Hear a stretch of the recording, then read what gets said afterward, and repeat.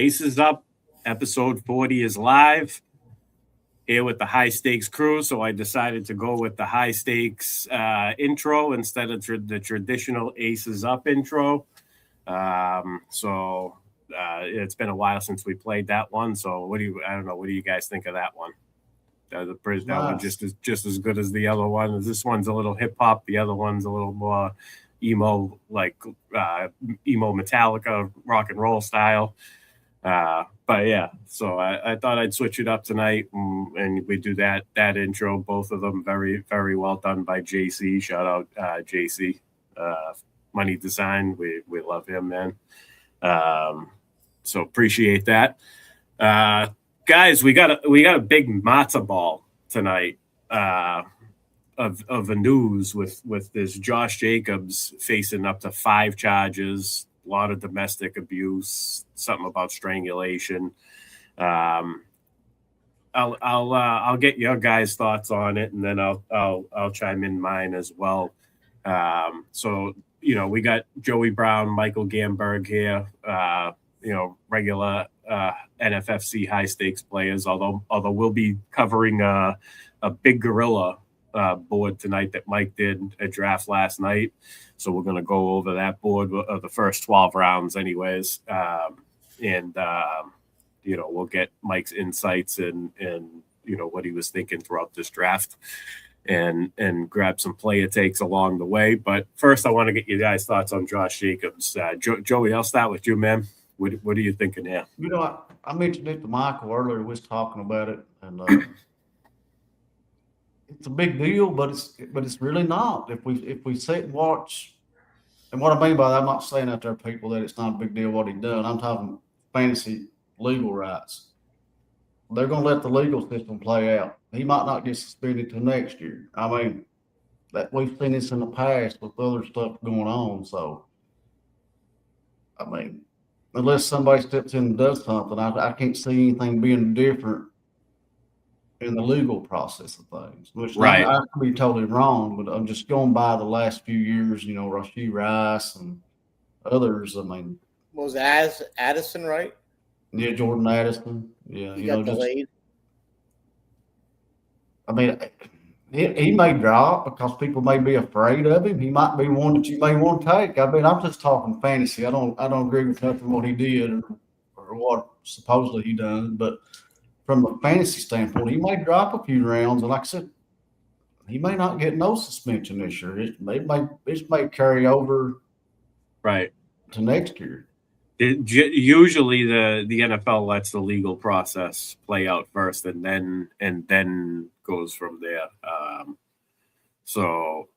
I kind of agree with you on that front, Joe. I will say this: I wasn't, had no initial ambition to draft Josh Jacobs in the first place.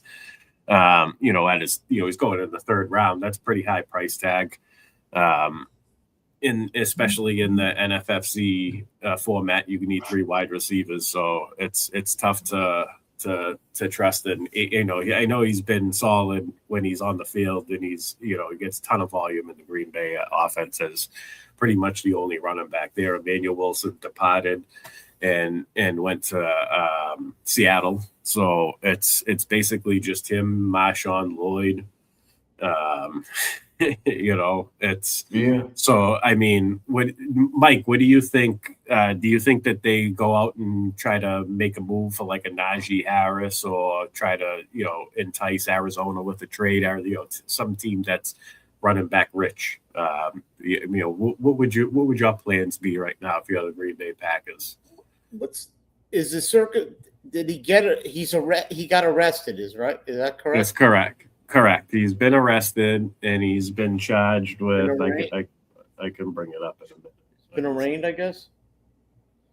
He's got 5 different charges that will result in jail time if he's found guilty. We know that the legal process is complicated. Sometimes it can take a lot of time. We don't know all the facts, so we really can't speculate much. But just your opinion like Joey gave us an opinion that he doesn't think, until the legal process plays out, he don't think there'll be any suspension. Yeah, So, we'll have to wait through the summer. I agree. I mean, it looks like, yeah, if past history, tells us it'll be delayed till next year. I mean, for fantasy purposes, it might not really affect his playing on the field, but we'll see through the summer. You'll probably, probably before training camp, you'll have a better idea, I would think. At least what So was he a target of yours, or do you think if he drops a little bit, will you be interested in picking him? It wasn't a target of mine, but yeah, if he slipped, without it look like he's going to miss the season. I mean, if he slipped to like the 5th round, I mean, I take anybody on with a certain price, yeah. Price is right. You'll take anybody, even guys that you're fading, really. In my case, you got to be flexible. You might not like a guy, but if he's 3 rounds later or something, whatever, why not? It's always about the price. The Right. only other thing we got to watch out for is does Green Bay step in and do a little bit of team discipline? Might miss a game or two. That's possible. But going back to what Joe said, who would be the perfect fit at that if they have to bring somebody in is James Conner. I mean, Yeah. Just I agree. Maybe like a 4th or 5th round pick, maybe even a 6th. Mm-hmm. I mean, one thing about Jacobs is he's got a lot of mileage the last couple of years. Last year wasn't productive for him, really. He didn't get the touch. He was injured. The production wasn't like it was the year before. Sure, and that's really the reason I'm kind of shying away from him. He's not a big pass catcher, and at least he hasn't been. At least last year. And he's getting older. He's gotten hurt. He's gotten hurt.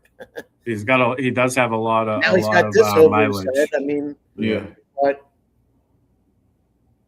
yeah, I think Joey made a good point. That James Conner's it's a veteran guy. He can step right in. They're definitely if there's an issue with him being on the field, they're definitely going to find somebody else. Yeah, they're not going to stick with what they have. If they want, unless they don't want to win games, unless they want to go for the lottery, first pick in the draft. I mean, that's what I'm thinking. They don't have the horses right now, nearly. James Conner, maybe Najee Harris, possible Alvin Kamara. Although I don't think Alvin Kamara leaves New Orleans. I think he retires if they're going to push him out the door. That's just my opinion on Kamara. But and then there's who else? That's really Nick Chubb. I mean, is he walking? I think that they have a Nick Chubb and Marshawn Lloyd, right? No. When you sit and talk about it, you almost say it's almost time for them to let the training wheels off of Jordan Love and let him open it up. Everybody liking Christian Watson in the 4th round nowadays. So, it might be a Jordan Love team, Right? And maybe Jaden Reed. Can get more than 60 I mean, to Kraft should be back 65%. fine. He should be back ready to go. That was really affected their offense when he went down. Besides Jacobs, I mean, at least Jacobs last year they had the guy who's on Seattle now. Casey says Aaron Jones, bring him back home. Right? Yeah, I mean, he's another veteran guy. That would be odd. Going back. I'm trying to think of guys. It's just nuts, though. It's some serious allegations, though. Five different judges. Definitely not this might be a first time for something they may do in season. I mean, we don't know, but usually they They let it play out.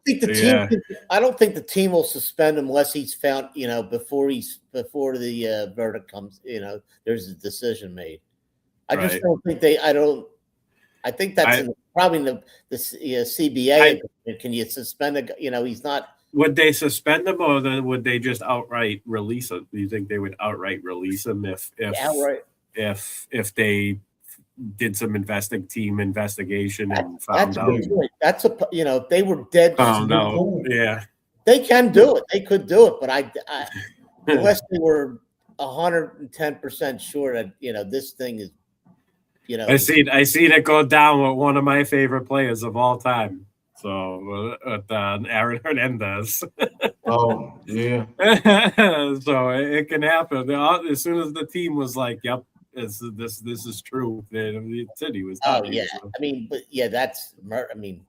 Yeah, well, I mean, this is not good. This is not good. It's if it's true, if he's found guilty.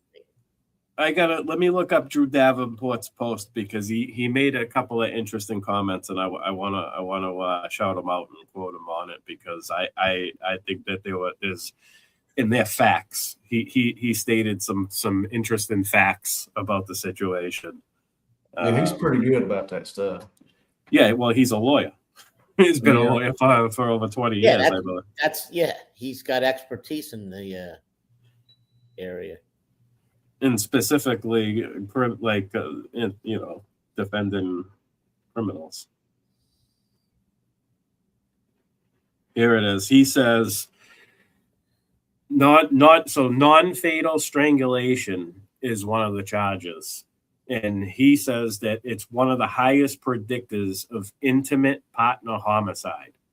Non-fatal strangulation means that a person is 6 times more likely to attempt a homicide and 7 times more likely to complete it. And he gives out, domesticshelters.org. If you or anybody needs to quickly find resources in your area, you can put in your area code on these websites, for help, basically.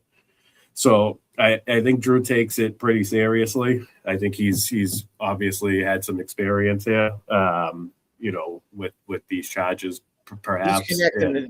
That's connecting he knows how to connect the dots. That's sweet. So this is how serious the charges are. I think he's trying to make us understand that. Any past issues in his? Is he any? I don't think so. I'm not sure. I never heard anything went wrong with Josh Jacobs. I mean, me neither. I mean, the charge is one thing, but is it true? Yeah. I just know when her lawyer. I'm not saying what if he's if he's guilty or not guilty, but her lawyer is going to come up. They're going to make it as bad as possible. Right, obviously. You seem as bad as possible. If there's evidence, then they're gonna. Yeah, then there's. I mean, right. They're gonna come up with the stuff that makes it look as bad as possible. Now that might not be true at all. But we'll see. It's got to play out. It's got to play out. That is true. He's right. He's seen it happen in that case. That leads to that's big anger. Real anger issues. Obviously. If that's the case, but we don't know that, and they're gonna, like I said, they're just gonna basically juice it up as bad as possible for him. But he must have quit. Steve. I think it's a lot of times they're looking for it could be settlement. It's. Look at the I'm saying Rice was Ray Rice was guilty, but look at he got because they had the video and stuff. But look, his girlfriend or his fiance, she basically for the money she kind of softened their stance so fast. When it came down to it, if you remember at the end, I mean he was going to get cut because there was video evidence.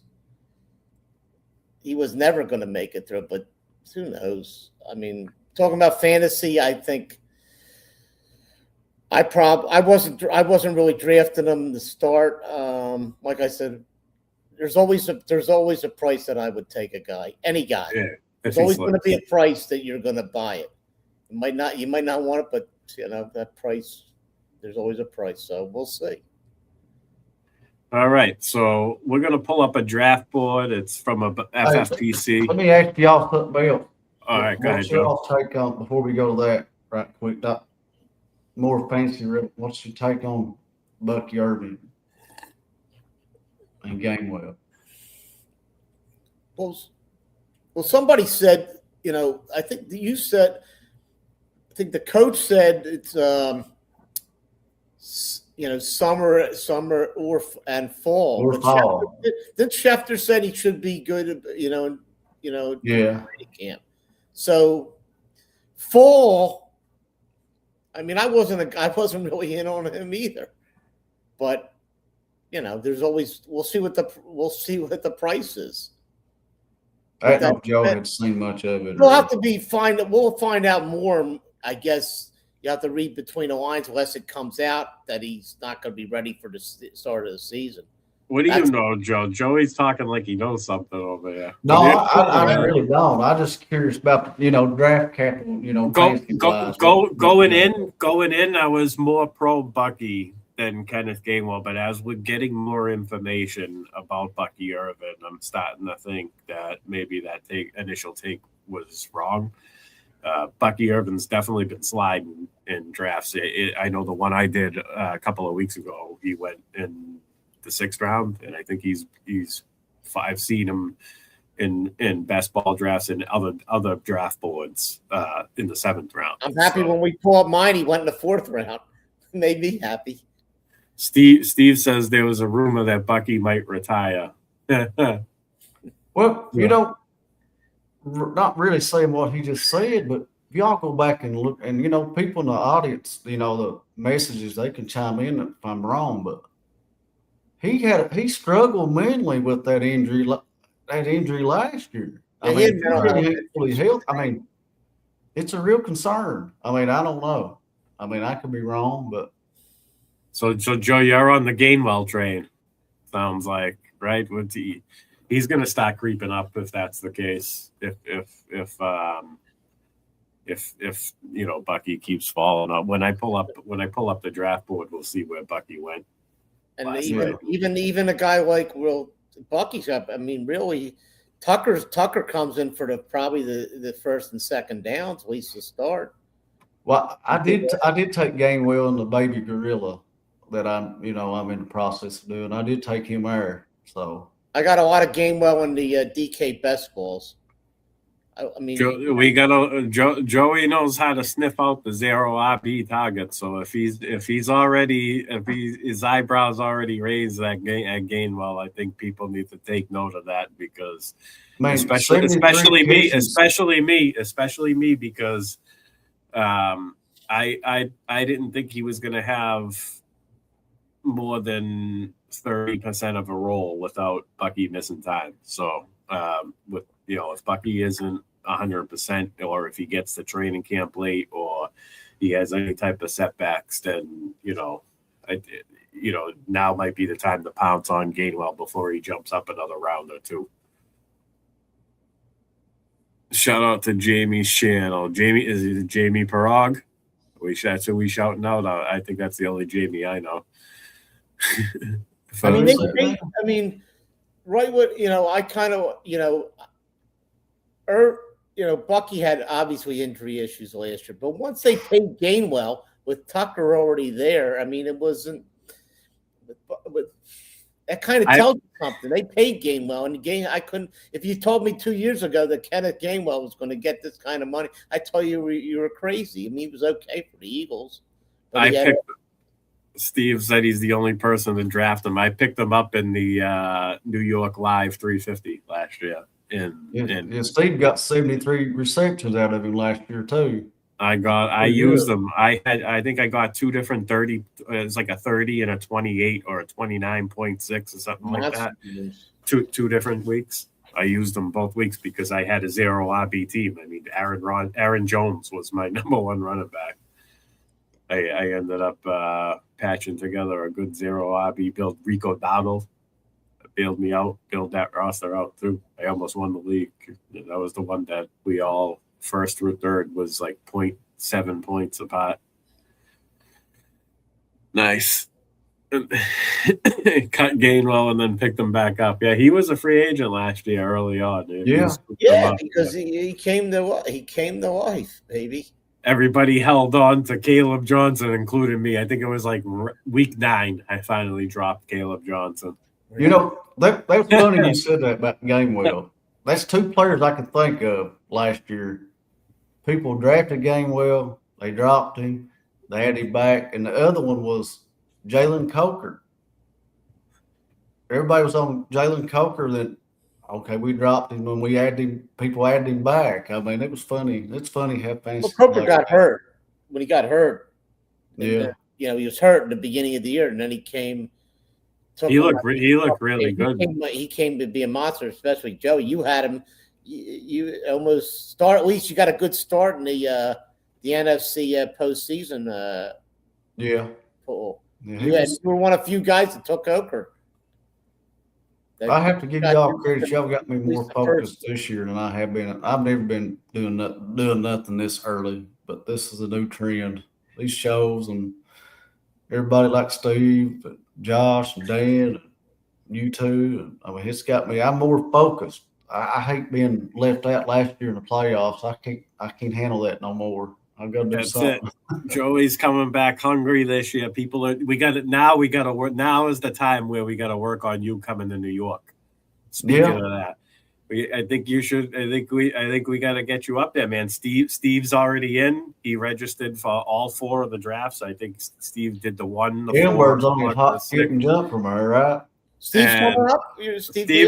Steve D'Angelo is going to New York. Yep, that's confirmed. So now that means I'm gonna have to look for a hotel room because I know we'll just go back to Philly and help Mike take care of that dog. I'm trying to get Joey to come up so I can split a hotel room with him and not have to pay $500 on my own. They're only doing 1 OC though, right? They're not doing 2 OCs.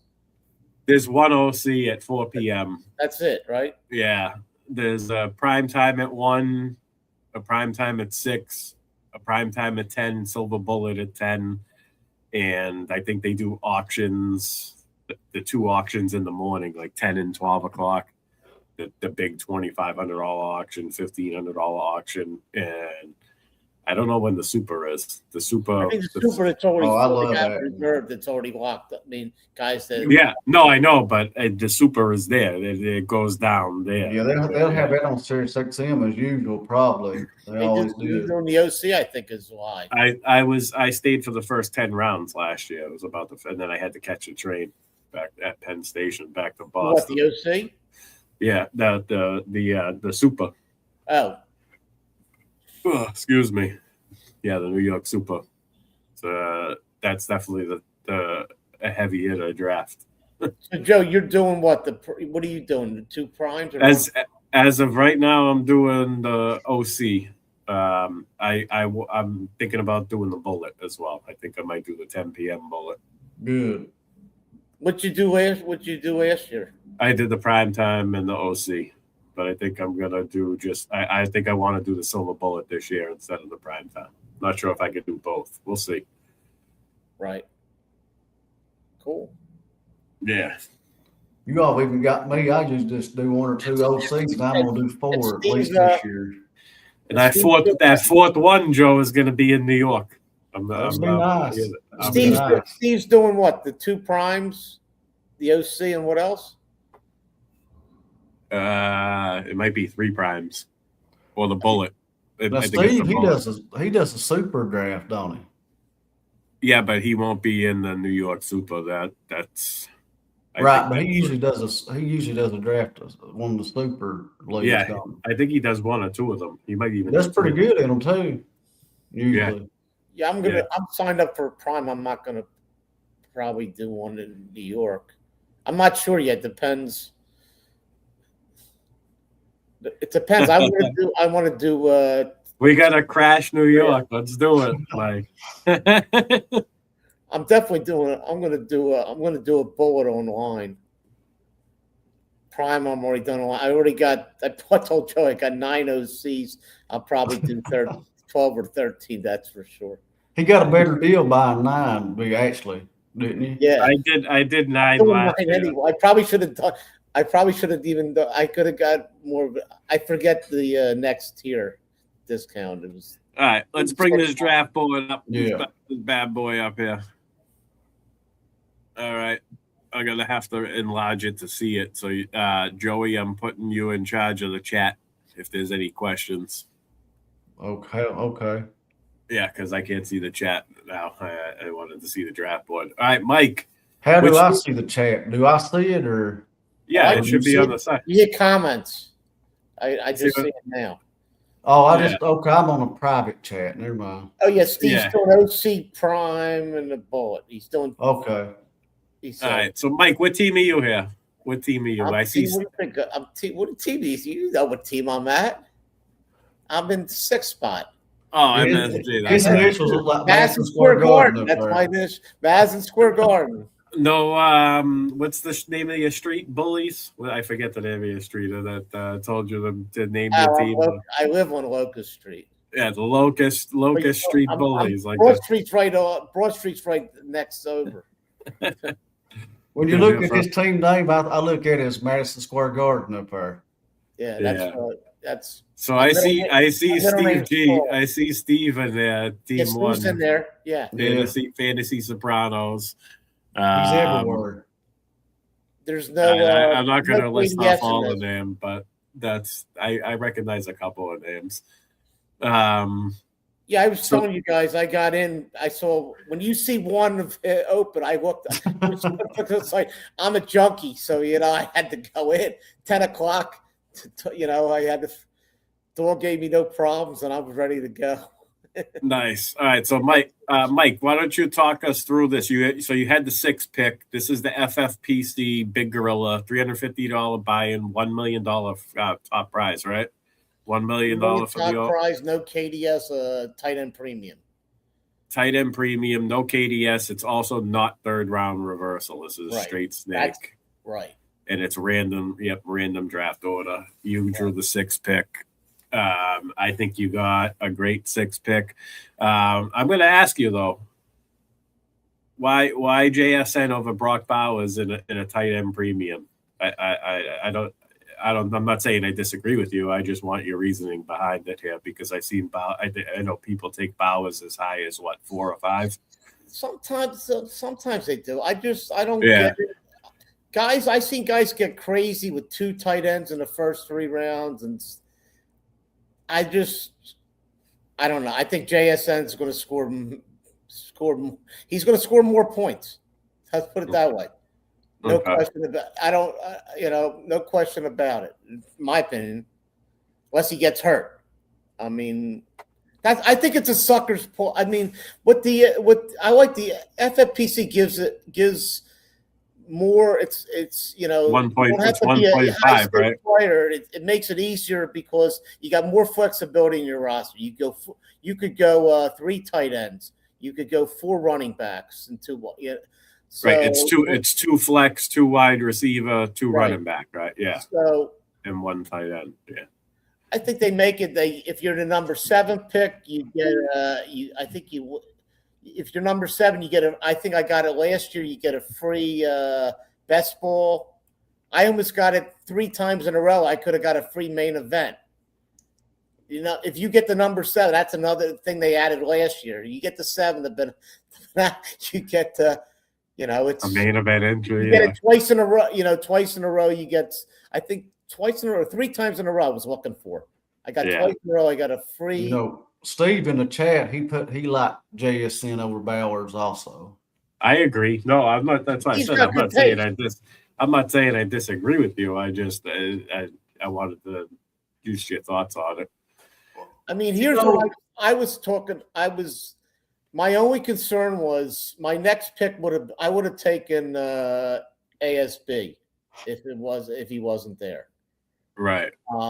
I was happy to see. The question was somebody going to take somebody early? And it was when I saw McCaffrey, I said, I'm getting Puka or JSN. I knew the fourth guy's taking Jay. That was a lock. He was on auto the whole. If you see him, he was on auto the whole draft.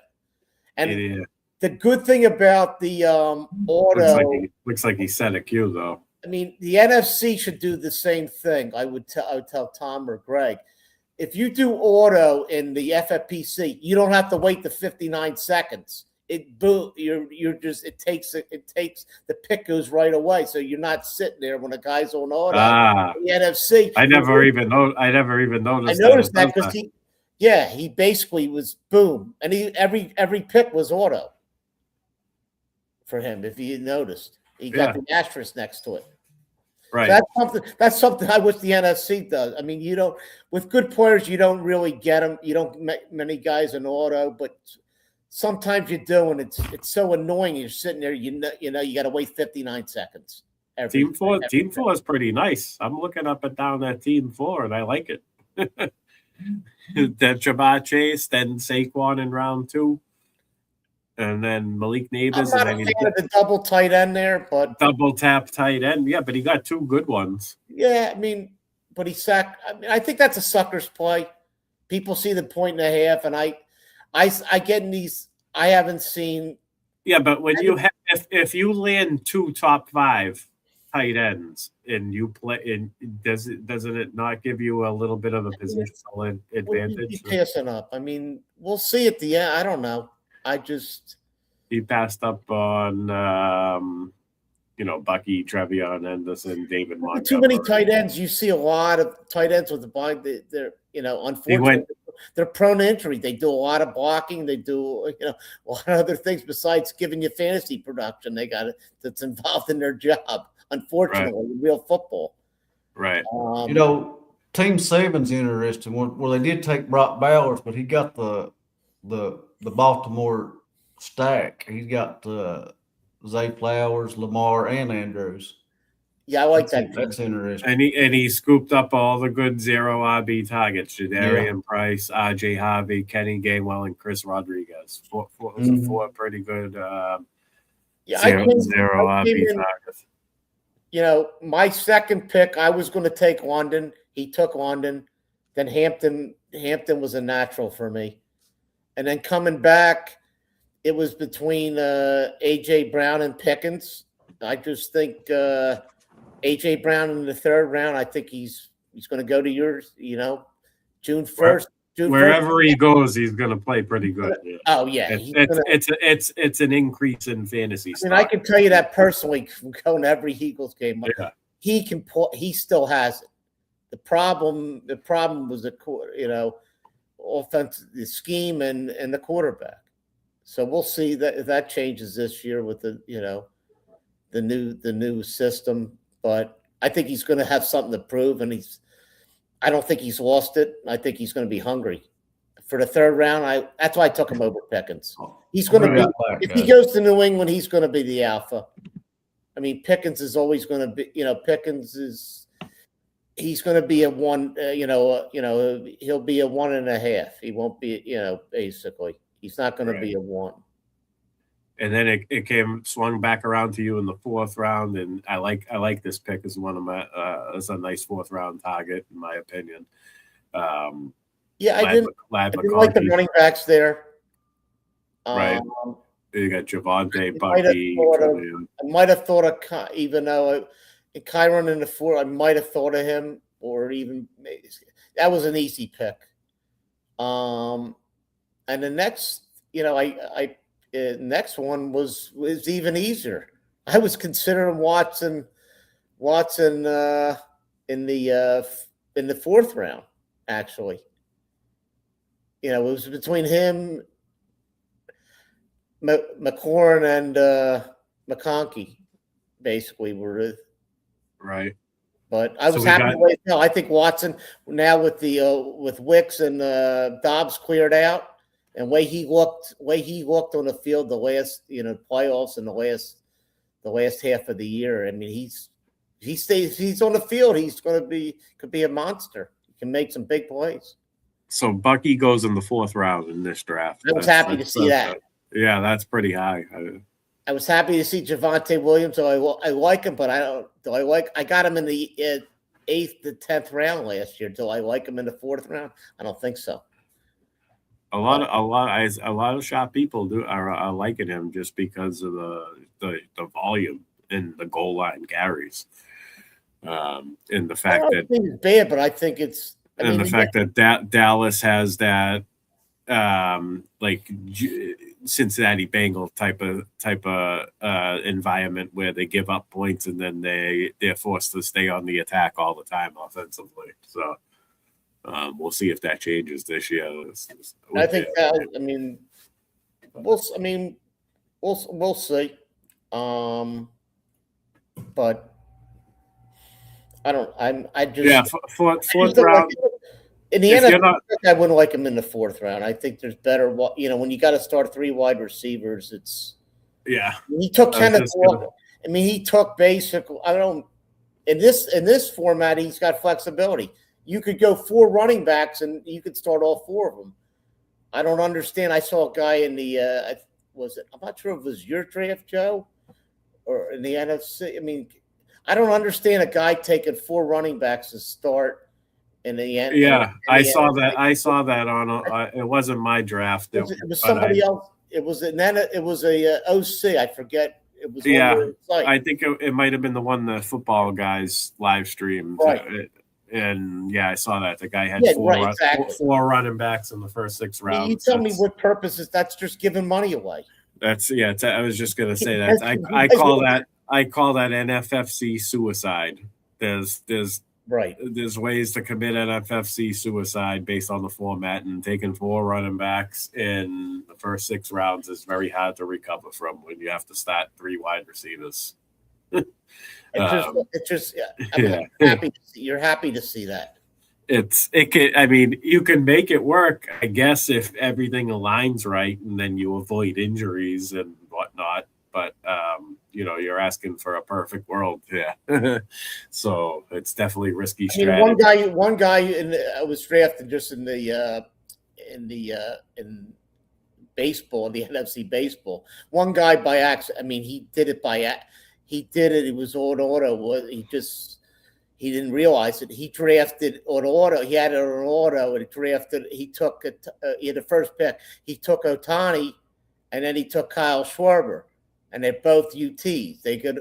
But at least it worked out great for him because he can put Ohtani in pitcher, and Schwarber's killing the ball. So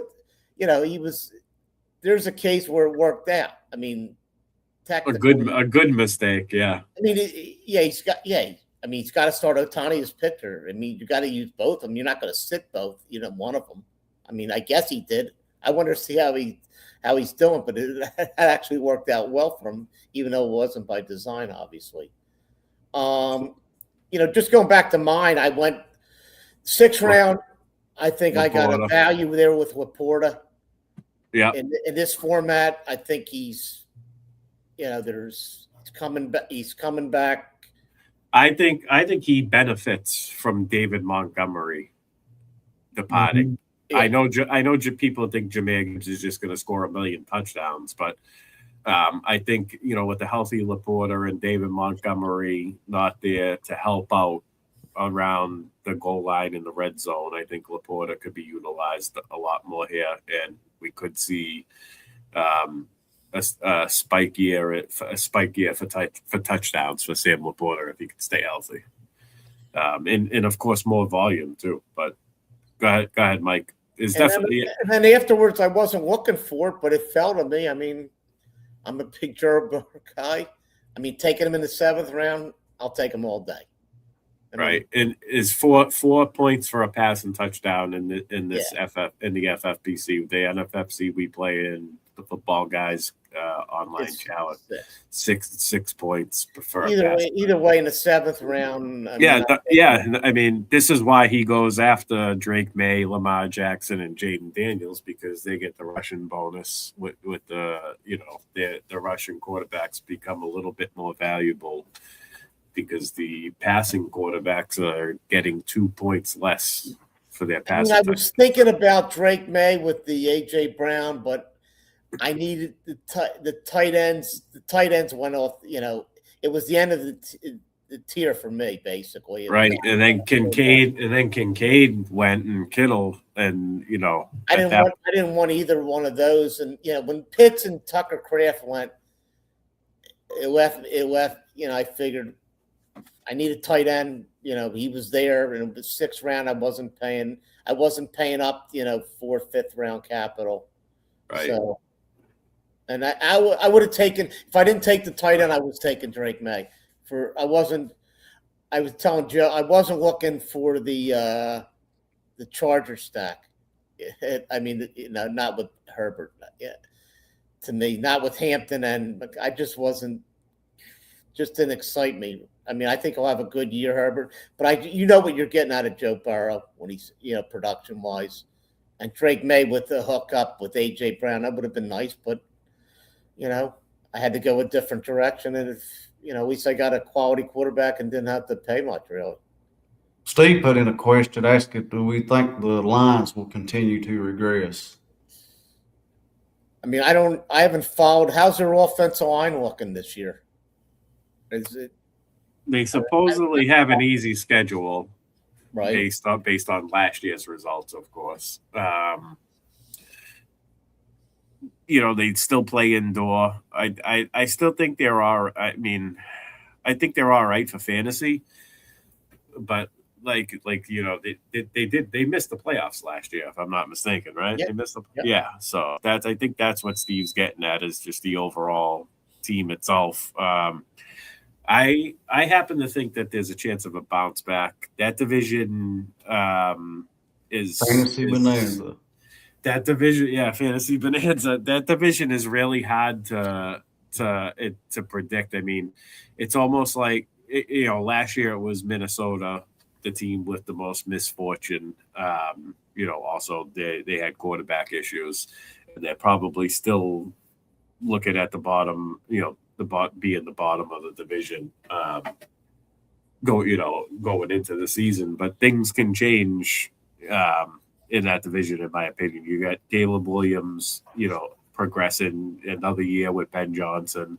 Chicago is really looking like potential Super Bowl contenders. Green Bay, now that they get the Josh Jacobs stuff looming, but they have a solid roster up and down defensively. So and then Detroit, we know what their offense is capable of. They still have Jahmyr Gibbs. They have Amon-Ra St. Brown, Sam Laporta healthy, Jameson Williams, Isaac. Like, their offense, we know can put up points. But like you said, Mike, I like your point about the offensive line, because if you can, there's one way to get Jared Goff off his game, and that's getting pressure on him. So I think you hit the nail on the nose. It all depends on that offensive line, right?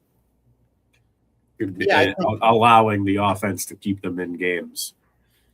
A lot of guys also, I see, some high, people like, later on is Tesla.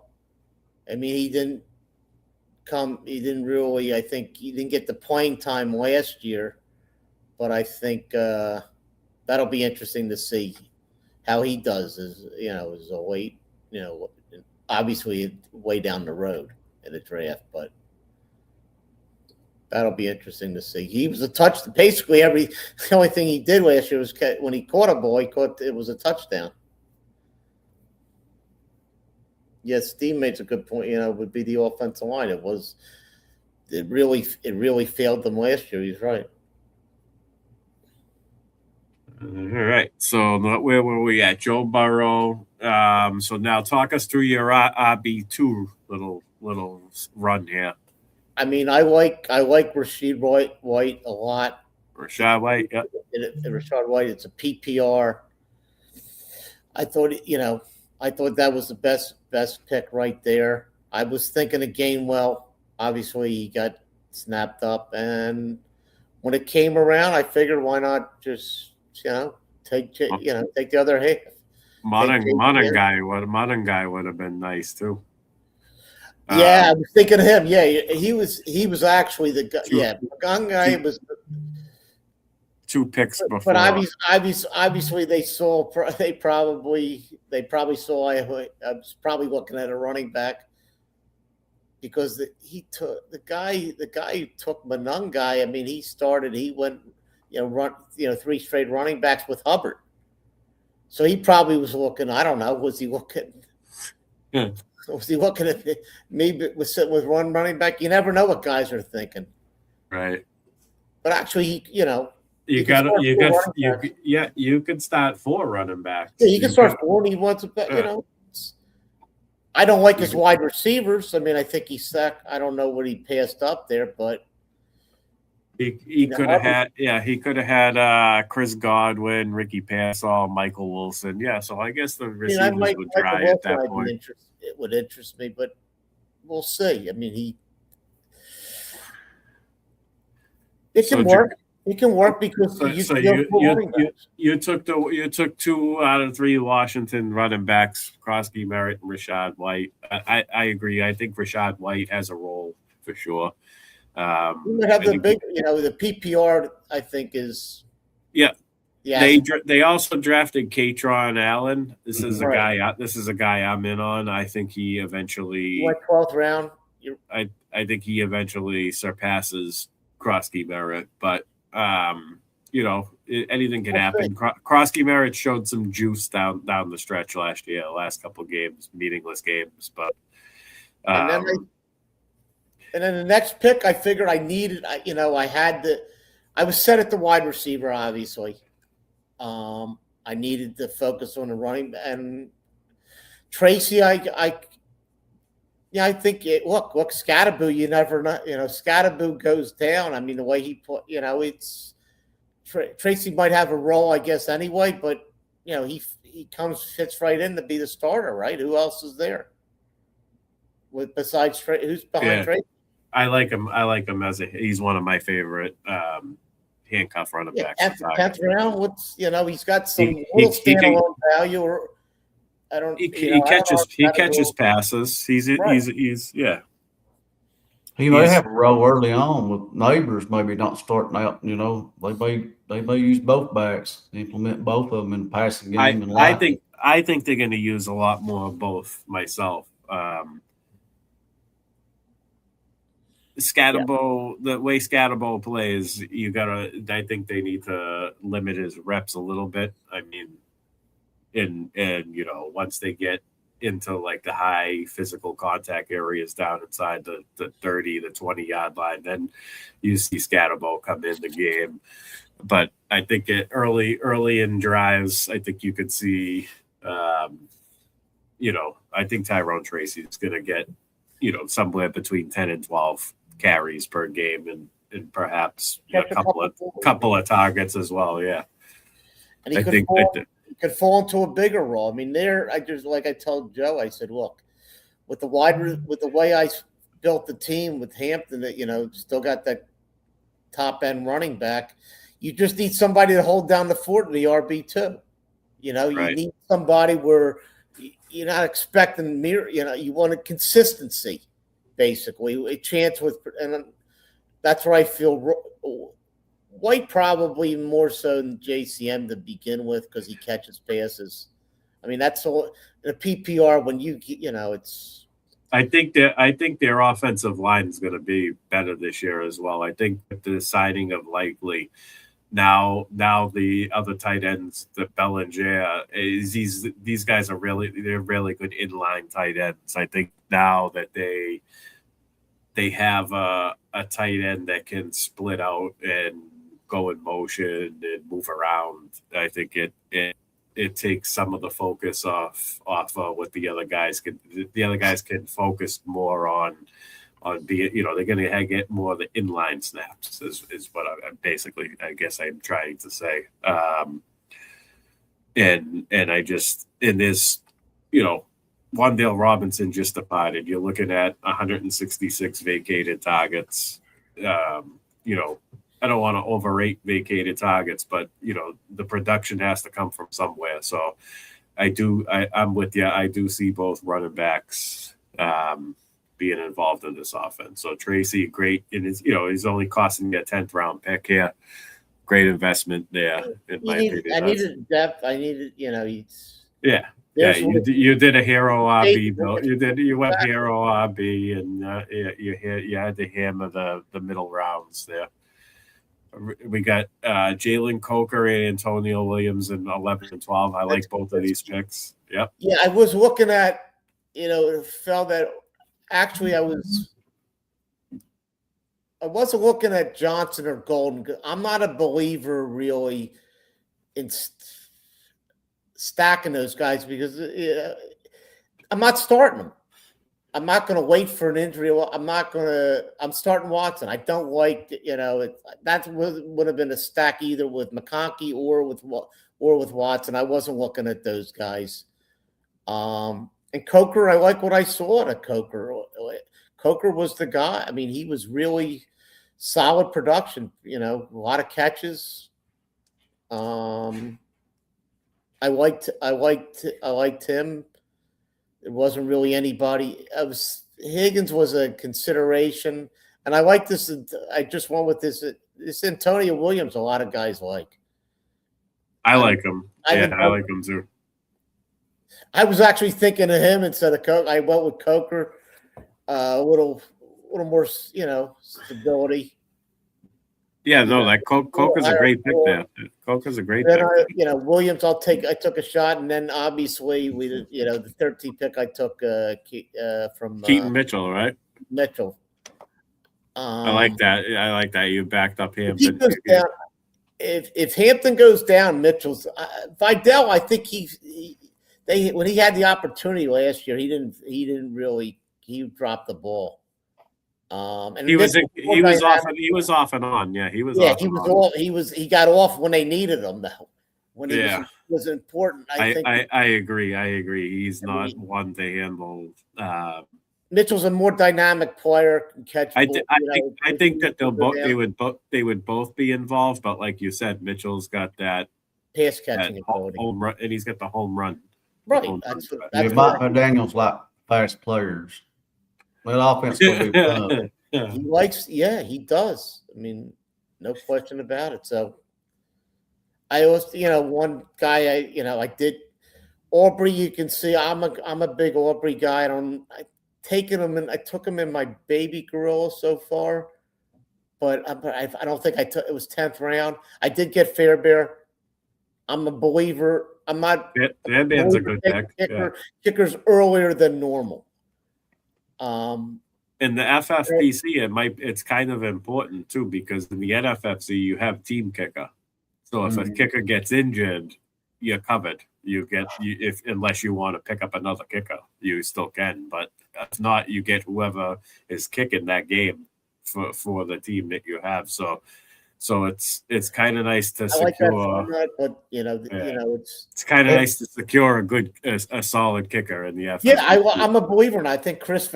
I mean, I was always Joey always was kind of like me. I didn't before I even knew him. Joe, you were a Tucker guy, right? Back in the day.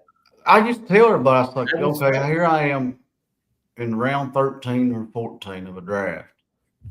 And here's 160, 170 points from a kicker. Am I going to take an RB5, wide receiver 5 or 6, throw a dart at, and this is a sure thing? I mean, that's just like if you look at this FFPC draft, these people that's watching it or that might be in it, but I wouldn't have took Aubrey right there and then, but it's funny how you see people taking defenses over these kickers. If you go look at the projections, it's not even close. Like the score, and actually, I like Michael's kicker a little bit better than I do Aubrey. And the reason why I say that, I like Aubrey. He can put you up at 6 points at any given time. But when you sit and look at kickers, team kickers, or what, C.J. Stroud's a decent quarterback. Dak Prescott is a better quarterback. You got more of a chance to get extra points with Aubrey, where Stroud might get you. Well, actually, now they start at the 30, so 3 or 4 plays you're across midfield and stalling out. So we can talk kickers any other time. Michael Hoff, that's his job. But field goal attempts, Joe. I like this. Yeah, I like where you're going with this. I mean, if you think about it, I mean, you can get more drives stalls out than what you could with, with Pickens, C.D. Lamb, Ferguson, Javonte Williams, and I like to watch it. I like to see what these quarterbacks. Like I said, Joe Burrow is more of an extra point guy. Josh Allen. One thing also is like defense. I look at the rank. I use certain people, rank, defense. If you look at where they, consensus, these guys, all these ranked, it never falls out that way. Last year, guy I used, he liked the Patriots, which I got him the 20th round, and they did great for me. Yeah, I had them. I had a ton of Patriots too. Particular, when I took I think I took the Green Bay defense. You can't predict kickers. Certain guys can't kick 62-yard field goals. I mean, you talk about Joe's team, the Patriots. Defense, you can't predict how they're going to do. It never happened. How do you not go back to that point this year? I mean, who's quarterbacking? Malik Willis, for God's sake, Geno INT Smith. I mean, that's they always pick Josh Allen off at least once. Yeah, I mean, Josh Allen's really the only one that you got, and Gonzalez is going to get his chances. Yeah. That's still good defense when you break it down into by divisions. That's a good one to have. Defense makes plays. They're not necessarily going to keep you under 12 points per game, but the defense makes plays. And look at every year the guys that rate the top defense as a go. They wasted their pick. 90% of the time you could have waited and just take it. You got to take a defense and pick, and you probably could have done just as well. Now that the schedule is out too, Mike, you can use that to your advantage. You get the free look on Thursday. You could take one of those defenses, and then you could take another defense. Then if they don't put up a lot of points, you drop them and pick up another defense on Saturday. The discrepancy between the top kickers and the top, the defenses. There's not much of. You get a real edge in the kicker. I think so. I do like New Orleans defense. I mean, I break it down in divisions. He's going to throw some picks. Bryce Young's going to throw some picks. Baker, he's going to sling them up there. I mean, I like New Orleans a little bit, as far as a later round defense myself, too. Yeah, no. Right. But yeah, it's hard to figure.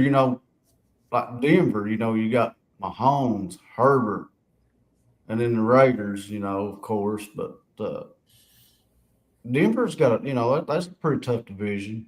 For defensively, and they wasn't really that great. They're like a floor. They give you like a 6 to an 8. You don't really get the 15 or the 17 or the 20 out of Denver. Really, it's rare. Right. I did the one draft I did this year so far. I did take a defense early, and it was the Cleveland Browns. I think I want to say it was in the 18th, either the 17th or the 18th round. Normally, I wait for the 20th round, but that's not early. That's it's. It was defense. It was like I don't know, like the 13th round here. First, I could see I forget. I think it's what it is. It was because I forget. I have to bring up the board. I'd have to look at the board, but I think I had 19th and 20th round picks targeted, and I knew that they would be there. They were like guys that were going undrafted, I believe. Yeah, 17. You're not really. Look, you might be passing up a player, but we're taking stabs anyway. There. We're taking specs, whatever. Hopefully get lucky. Like last year, I did get, I took a lot of I had a lot of Stafford, 19th, 20th round, some cases, 18th. He was basically free as a back. I mean, he became my starter in most teams. That's what I don't get a lot of times. These guys like Golf and Stafford,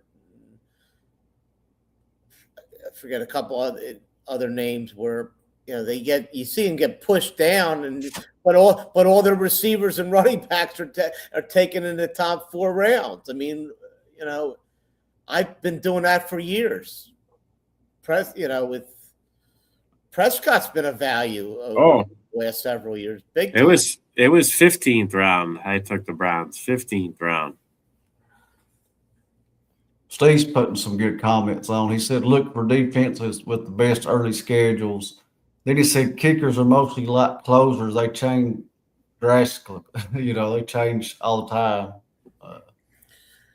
The top tier ones, I think, they're pretty tight. That's the good thing about NFFC. If you got team kickers, it don't matter. Well, Jacksonville kicker's good too. I mean, they're a weapon. I mean, I think the Eagles this year, they're talking about Jake Elliott. I don't know if he's going. I don't know if I would bring him back. I mean, he can't kick he doesn't have the leg. I mean, you got to be able to have that to hit the 62-yard field goal, 60-yard field goal. You got to have that leg nowadays.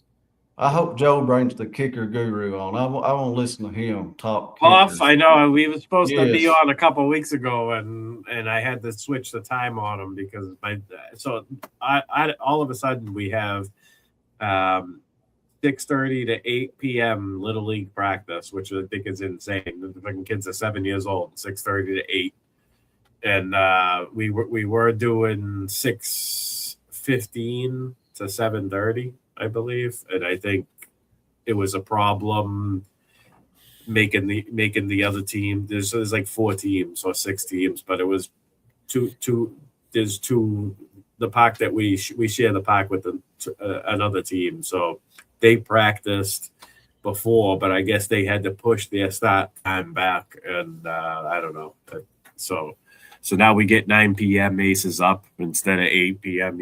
Aces up, and it was the week that I had off as scheduled to guest, and I had to pull a fast one on him and be like, hey, I hope you could do it later. And he was like, I really can't. He had some stuff going on with work, and he wanted to make sure he was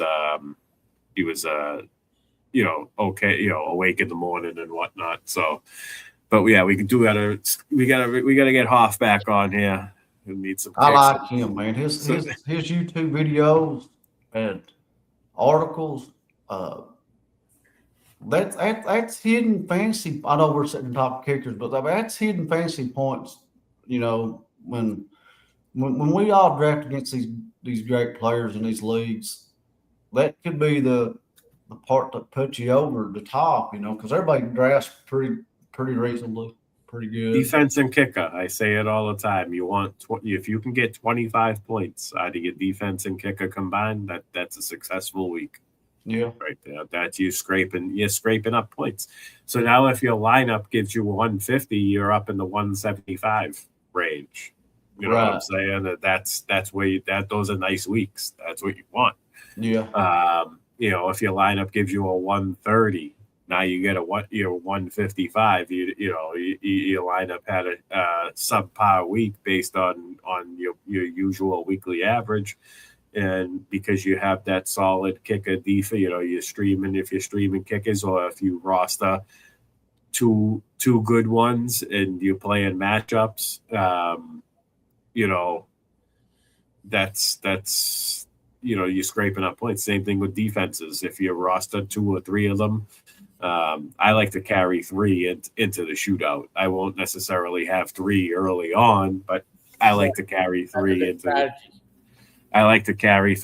the shootout because you can't make any moves once the shootout starts, and it just gives you options. And like Steve made the good points. Kickers and defenses change all year. You could have a defense that has a soft part of the schedule early on, and then it disappears. The schedule gets a little tougher, and the defense, doesn't play as well, and vice versa. You could have a team that start off struggling, and then the schedule got real easy down the stretch. Joey, New Orleans Saints was a great call last year. Was a perfect example of that. They turned out to they turned in 2 double-digit point games in the 3 shootout weeks. So, JC in the chat, he put down the Texans is the pick for defense if you are taking a top-notch defense. So I mean, I like the Browns too. I like the Browns had 4 games with 17 or more fantasy points based on NFFC scoring last year. So going back to this draft here, even though we've seen Aubrey here in the 10th, Mike or Gamburg here missed out on him, but he really didn't. Because the reason why I'm saying this is stuff we got to look at. Like I said, we'll iron this all out. We got plenty of time, but Aubrey's going to get you there, but he's out in the league championship night.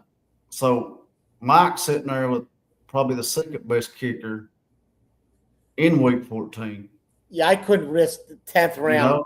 I mean, I didn't have a shot at him. I'm not taking him. I took him in the I got to look. That's right. The 12th round. I might take an Aubrey in the 12th. So you're looking at this team of the 10. The team with everybody's got to pick one up, but your top-notch kicker is out in the league championship night, week 14. So you got to pick up a player, and you can't drop him because most leagues you can't pick nobody up after week 14 unless you're just a playoff team that's in the FFPC, I believe. NFFC, you can't pick nobody else up. No, that's their. That's the way they do things. I think they want to separate them. Looks like the NFC. They want to have their own thing. They want to have their own niches. Well, the FFPC overall shootout doesn't start until week 15 anyway. Week 13 playoff weeks. It's like week 13 or 14 of the league playoffs. So that's why you could still. And make it doesn't go. moves, And it's not. You don't get in their playoffs by being in the top 15%. If you're not. Yeah, you have to win your way in. You got to be in first or second, or win if you're third or fourth, win the league playoffs to get that. And then you got to ask y'all. Then y'all got to ask y'all something else. Like where we play mainly NFFC. Aubrey week 14 bye week, so that's the end of bye week. So you're going to have to drop. Unless you lock him out, do you want to keep him or are you going to have to drop you have to carry 2 kickers in week 15, 16, 17 because you can't pick there's no waivers. Right. I'm not saying it's a big deal, but I'm just saying with having team kickers, are you going to lock your kicker out or are you going to just Well, it definitely alters you because when you finalize your roster for the shootout, you have to make sure you're not cutting yourself short anywhere. And you will, like you said, Joe, you will have to carry 2 kickers because you're either holding Aubrey and picking up a kicker. So you have to drop a position player, Or guess another defense. I guess let me ask you this, Joe. What if you're like 4th overall in scoring? You're in your league. You're outscoring second place by over 200 points, or like we'll say 108. We'll say an amount that you're not going to give up that lead. You already got the wins and losses clinched. Do you take a goose egg at kicker and just to keep? That's a good point. That's going to play, and I say that will play. Oh, you mean to save a roster spot? So you don't have to drop a bench player to carry a kicker that week.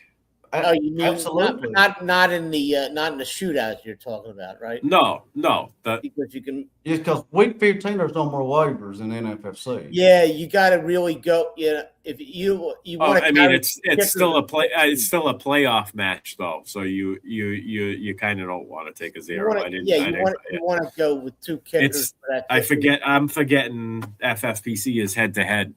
So yeah, you definitely want to start a kicker, and so that. Let me ask you all this: I've not really played in there in a lot. FFPC. If memory serves me right, say there's 4 teams that's in the playoffs.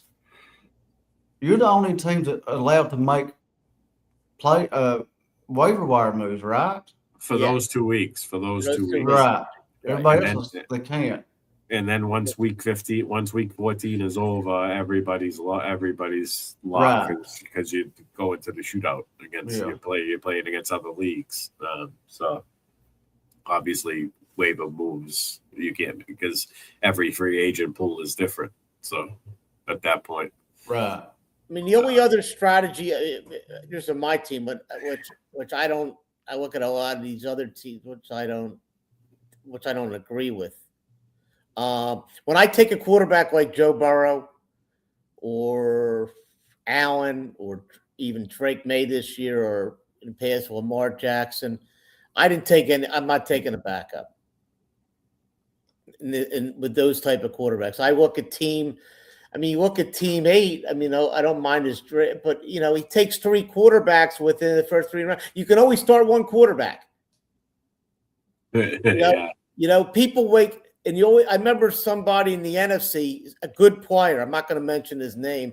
I was drafting, and Kyler last year. Kyler, it was a good team. It ended up being in my top team. I had Kyler. I waited on quarterback, took Kyler Murray, and didn't take a quarterback. They tried to block. They were taking all kinds of, they probably and they were gonna. I knew they were gonna cut him. I got a quarter. I ended up getting.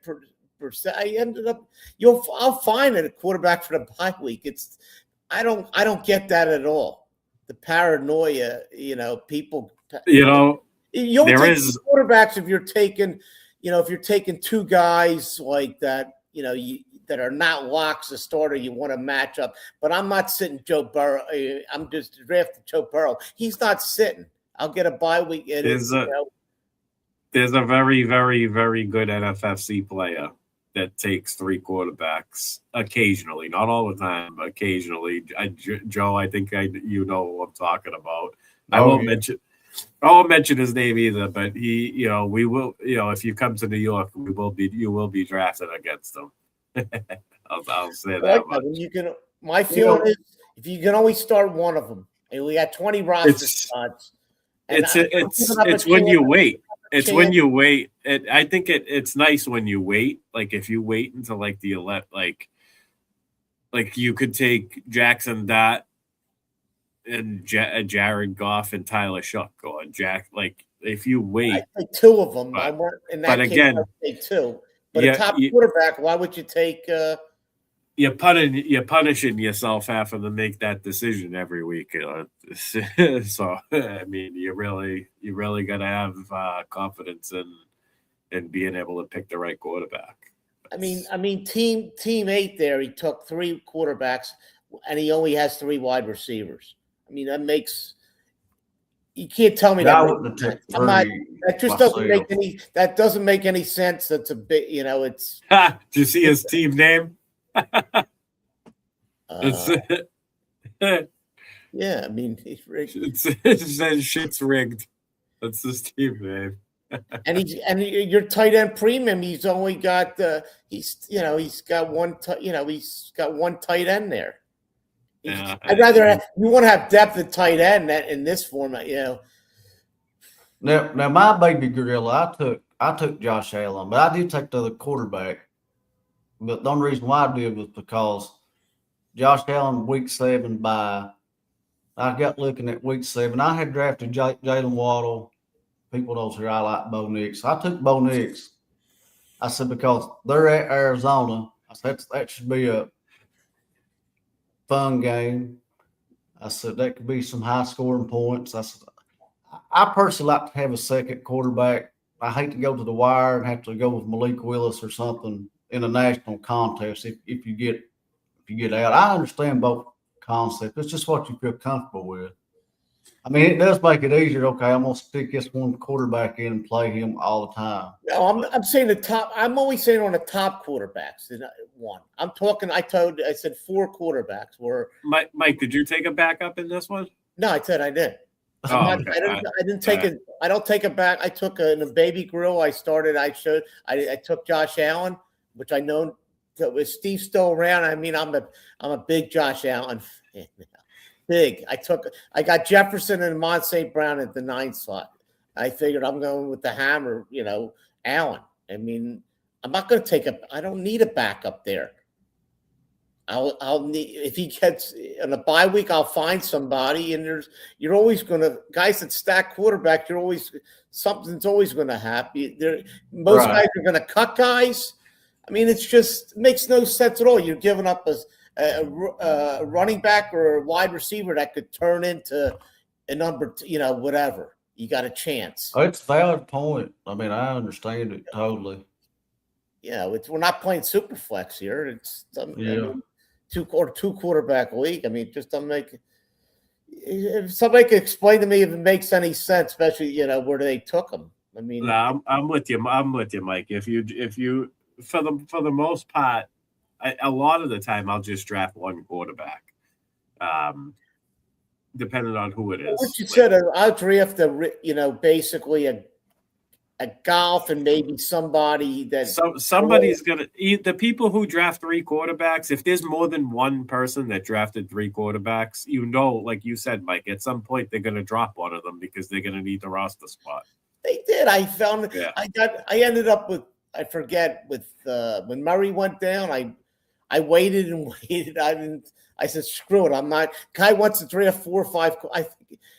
You're not blocking me. You're not blocking me because I'm going to find somebody when I need it. I mean, I did. I mean, you're like, it's the other guys are going to drop theirs. You're going to drop. You're ending up going to drop yours, the ones you drafted. I mean, so be it. I like those guys, and that's guys you want in your league, really. But just looking like the guy. Like you said, a guy like you take a dart. If you take a dart, a golf, that's a good pick. You got somebody with a nice, fall back on. If dart's not spectacular, it's like Daniels that first year. I mean, if I took Daniels, Brock Purdy's not bad either. I took somebody with stability. That's not good. That basically, I'll take. You got to take upside, but a lot of times upside. But with the top quarterback, it's that guy. That guy right there. I would have waited, and I think Prescott's my starter. You got a question in there. Tyler, what's he going to do every week? He's ended up. He's going to carry 3 quarterbacks all year. Tip Major. He says, thoughts on Tyler Shuck, Tua, and Kyler Murray in 2026. Joe, you take it, Joey. I love Tyler Shuck. I'm a Shuck guy. I agree. His ADP really doesn't make any sense based on the fact that he's got Chris Olave as his number 1 target. They went out and they drafted why am I drawing a blank right now? Jordan Tyson. Guys, help me up. Jordan I was gonna say Jordan Mason, but it's not Jordan Mason. Jordan Tyson. They went out and signed Travis Etienne. They still have Alvin Kamara. You got Kellen Moore calling the offensive plays. That's what I'm saying. Kellen Moore is the pace of play, he's always top 5 in the league and plays called. He's a very good offensive coordinator, in my opinion. I agree. Tyler Shuck showed great improvement as the season went on last year. Joe, like you said, this is a defense that's improved as well. So this could, make things a lot easier for the offense to run smoother. Them control the pace of play. I'm in on Shuck. Tua, I don't know. I've always been out on Tua, so I'll be biased and I'll just say I'm probably not anywhere near targeting him. And we don't even know if he's going to get the job. I mean, they keep saying Penix is ahead of schedule. He's been through this before. I mean, he doesn't really run. I mean, I agree. I mean, I don't think. Could you stream him maybe a week? Possibly. Maybe. You see how you play, but no, I'm not. I put Tua in Superflex. I think That's Tua. Superflex I think Bijan's ceiling could be higher with Tua at quarterback than Penix. Dump off. Yeah, I agree, Joe. That I will say about Tua. And I don't think that there's much of a difference between for Drake London and Kyle Pitts. I think that they'll pretty much be that offense is pretty condensed. But that's my thoughts on Tua. I think Bijan has a higher ceiling with Tua at quarterback for sure. Not that his ceiling isn't already high, and he's a top 2-3 pick. Depends on your preference on how you want to start your build. But and Kyler Murray, I think he's set up to have fantasy success. Obviously, he's got Justin Jefferson. His offense is good. They are currently, mentioned it earlier in the show. I think that they are the bottom tier of that division. I do think that they will be playing from behind a lot of games. So I think passing attempts will be there. We know he's mobile. He gives you a spike week sailing with his legs. They don't really have a great running game, I guess. So I could see Kyla absolutely being a factor in the run game. Yeah, that's a good upside pick. I kind of like Kyler Murray. I think if you draft him, you want to have a fallback quarterback like a Brock Purdy or a Jared Goff or a Matthew Stafford, somebody that you can plug in the event that JJ McCarthy. Guys, I'm going to just check on the dog. Happens to emerge out of nowhere, or Kyla happens to miss time with an injury. So I just drafted accordingly. You drafted him for upside. His ADP is great. Is basically a free square. After where is he going? It's definitely after round 10, right? Kyler Murray. He went 13 here, but there's a case why. Hold on just a sec, guys. I'll be right back. Why take Mahomes there? I like the Murray pick. I don't like the Mahomes pick. You take Murray and take somebody. You could take somebody else. You can only play one quarterback there. I don't. That's where in that case. Well, Ted's right. He should be formidable in Superflex. Yeah, absolutely. He's right there. Yeah, 100%. Yeah. That's a whole different animal. Superflex. Yeah. Oh, yeah. Superflex is almost that. If it depends. It's an animal. I don't know. I never played a Superflex. I'm a one. I like to go one quarterback in Superflex and really stack up the rest of my build. Take advantage of the guys that fall because people are going quarterback heavy.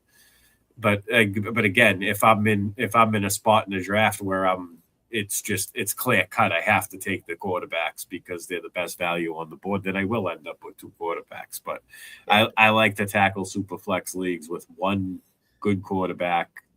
Make sure I hit on it. If you don't hit on it, then obviously you're toast because then something happens to that. But that's usually how I like to do super flex for the most part. I'll wait on quarterback and take the one that I really like. Maybe take a shot on some guys that can emerge that have upside, like a Kyler Murray later on. But I hope I don't start a trend that now people don't take second quarter. I mean, I just think it's like I said, you're playing what you can only play one guy. Even the guy here, 11, taking Stafford and Herbert. You know, you got to. I don't want to play. I don't want to play. You know, who do I pick this? You know, flip a. I mean, each week, right there. Well. Also, Mike, it allows you to use a draft pick on a dot throw with on an upside dot throw because you're not taking a second quarterback. Exactly. Yeah. You take it later. Then you take it 11th and 13th, taking two guys. You know, you're going to try to play matchup. You're going to guess wrong, and you're going to aggravate yourself. I hate that. I mean, I hate to have. It's sometimes we all do it as fans. But we got to make those decisions. With the wide receivers and the running backs. Do I want to make it with the quarterback? I got to. It's. We always kickers. We're always going to, make the wrong choice, not the wrong. It's just going to fall that way. That's the way it is. You got this guy in the flex. I got, I started the wrong. One guy went off for 35 points, and I get a guy sitting for 5 points. Went up between two guys. So, I don't want to do that with the quarterback when I got to do it with the rest. When I got to do it with the tight wide receivers and running backs sometimes. Shout out to Tip Major, man. Yeah, man. Love him. He's good. Yeah, he does. He's on Thursday check down with Greg Kellogg. He's part of the Sports Affiliation.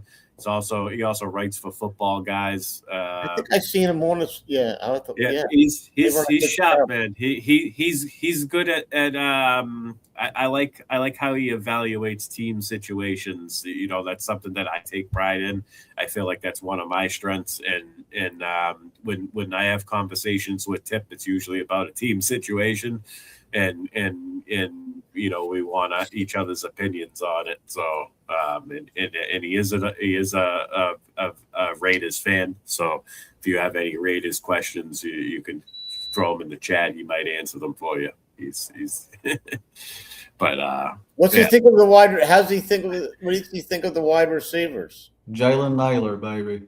Now besides Naylor, I seen some guys. I seen some guys that I respect in terms of they like Thornton a little bit higher than I would have seen him. What's he think of Thornton? Just to give me an idea if he's still there. Dante Thornton. I liked him last year. I thought he didn't. I don't know. He didn't have. Does he have? So inconsistent. I like his profile is nice, man. He's got the size and the speed. I don't know. We'll see if quarterback with better quarterback play. Somebody's got to emerge there. You can't sleep on Jack Besh either. No, I've taken a lot of Thornton and a lot of Besh in the weight and the DK best balls.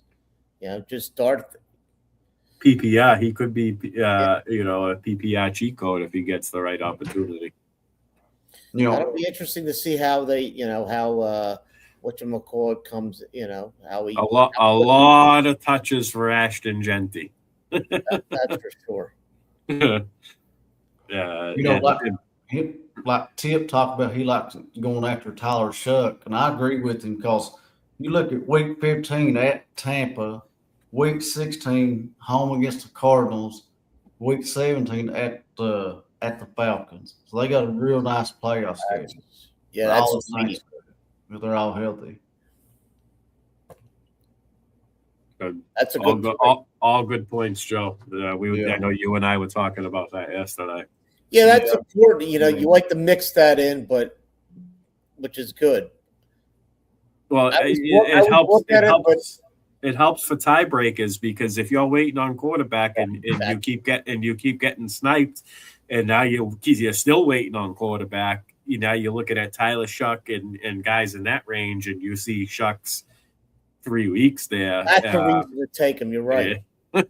Because of the type, but I'm not a guy that looks if you put too much premise on the schedule, you got to make let's get to what's more important. You got to get to the playoffs.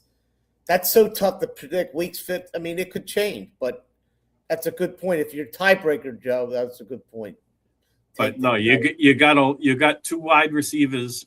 You got 2 wide receivers on your offense, and three players from your offense going in the top 6 rounds.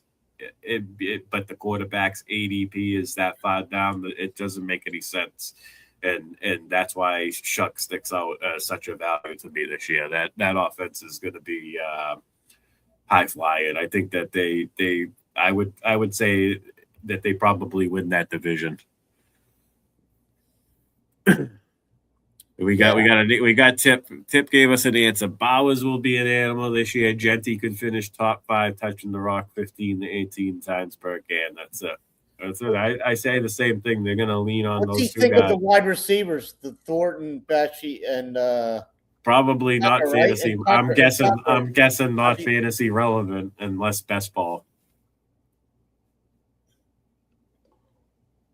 right? What's he think of just the wide receivers in terms of fan? You got to give them a minute. A lot. Sometimes, depending on what they're listed on, it could be delayed like a few seconds. Yeah, right. So it's not instant. I think I agree with him. Yeah. I gotta give Joe a shout out here too. And like I said, one game is definitely on my schedule that I want to watch. I seen on Twitter, on X, whatever we want to call it, a dark horse overall #1 quarterback. And Joe answers Justin Herbert. I like it. I like it a lot. Oh well, yeah, that post. Yeah, I think the Chargers offense could be something really special this year. They're going to win some people. They're going to put people in prime position if you got the Chargers. Week 16 at Miami. Joe, you're sharing the secrets, Joe. I know it. You can't hide that offense anyway. When people's going to take apart pieces of it. They're going to look. Yeah, another juicy playoff. We get to July and August. I mean, guys are going to. They're going to know that. Yeah, they're going to know it all. It's not like these guys are, hidden gems. They're drafted, like you said, Joe. They're drafted in the first 4. Those guys drafted in the first 4 rounds. Some of these guys have been drafted since the Super Bowl. I don't never do that, but after the Super Bowl, they start drafting. But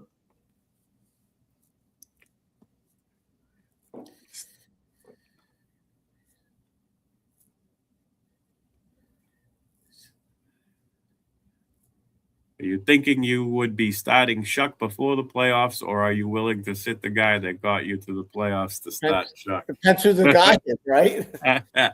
that's a good question. Is that good? Is that guy? That's a good question. Josh Allen? Is that Josh Allen? I'll just go. I'll tell this story. I'll play to win. I mean, we all do. But what I'm getting at, 2020 prime time, I had Russell Wilson. He was good that year. I know. I remember that. I had Kirk Cousins. Now, granted, I probably wouldn't have done this Thursday night, Minnesota at New Orleans, and the Superdome at what? I mean, what's their place called? Not Superdome. New Orleans place, whatever it was. I thought the crowd was not in it. They didn't have a packed crowd because of COVID. So I sat Russell Wilson. He had the Rams that week. I said, okay, I'm going to play Kirk Cousins on the road, Thursday night game, shootout, week 17. So it catapulted me up to 7th overall. If I have to sit somebody for Shuck, I'll sit them. I mean, Shuck is going to be a tough one to. I think if you take a media, it's like a. Let me look here.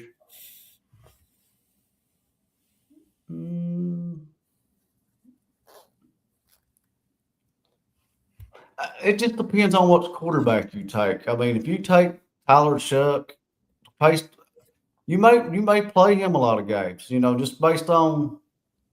But Josh brings up a very good point. I mean, would you? You could be stuck in that situation. Here's what I say: and to avoid that situation, if you believe in Tyler Shuck, you wait on quarterback, you lean into that build, and you take Shuck as your QB1 and you play him from day one on. Right. And maybe you grab a maybe like a Brock Purdy or I don't know, somebody who's going after that. Was it CJ Stroud? Somebody Right. to Right. just Yeah. to Jordan just Love, run. maybe. If you sit and look, Somebody, Kyler Murray, like tip. Right. He's targeting two great quarterbacks right there. If make sure you grab the second one. Just to, you know, Oh, by the way, the guy he would who be perfect with quarterbacks in this draft, he took a fourth one in Jordan Love. No, I know. I mean, I didn't want to. I mean, now it's. They're guaranteed to drop one of them. There's no way that they. I mean, you're dropping two of them. Yeah. You can't carry four quarterbacks in a. I mean, yeah, so be it.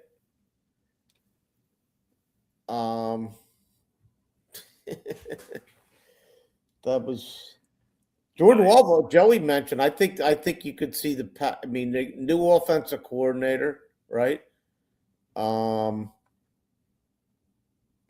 They might, with you could see him. Hopefully, Love opens it up, and then you got, it's the problem is LaFleur likes to run the ball 1,000,000 times. Mm-hmm. How's he been doing lately? Not that. I know. He's these guys bang their head against the wall. I mean, they're so stubborn.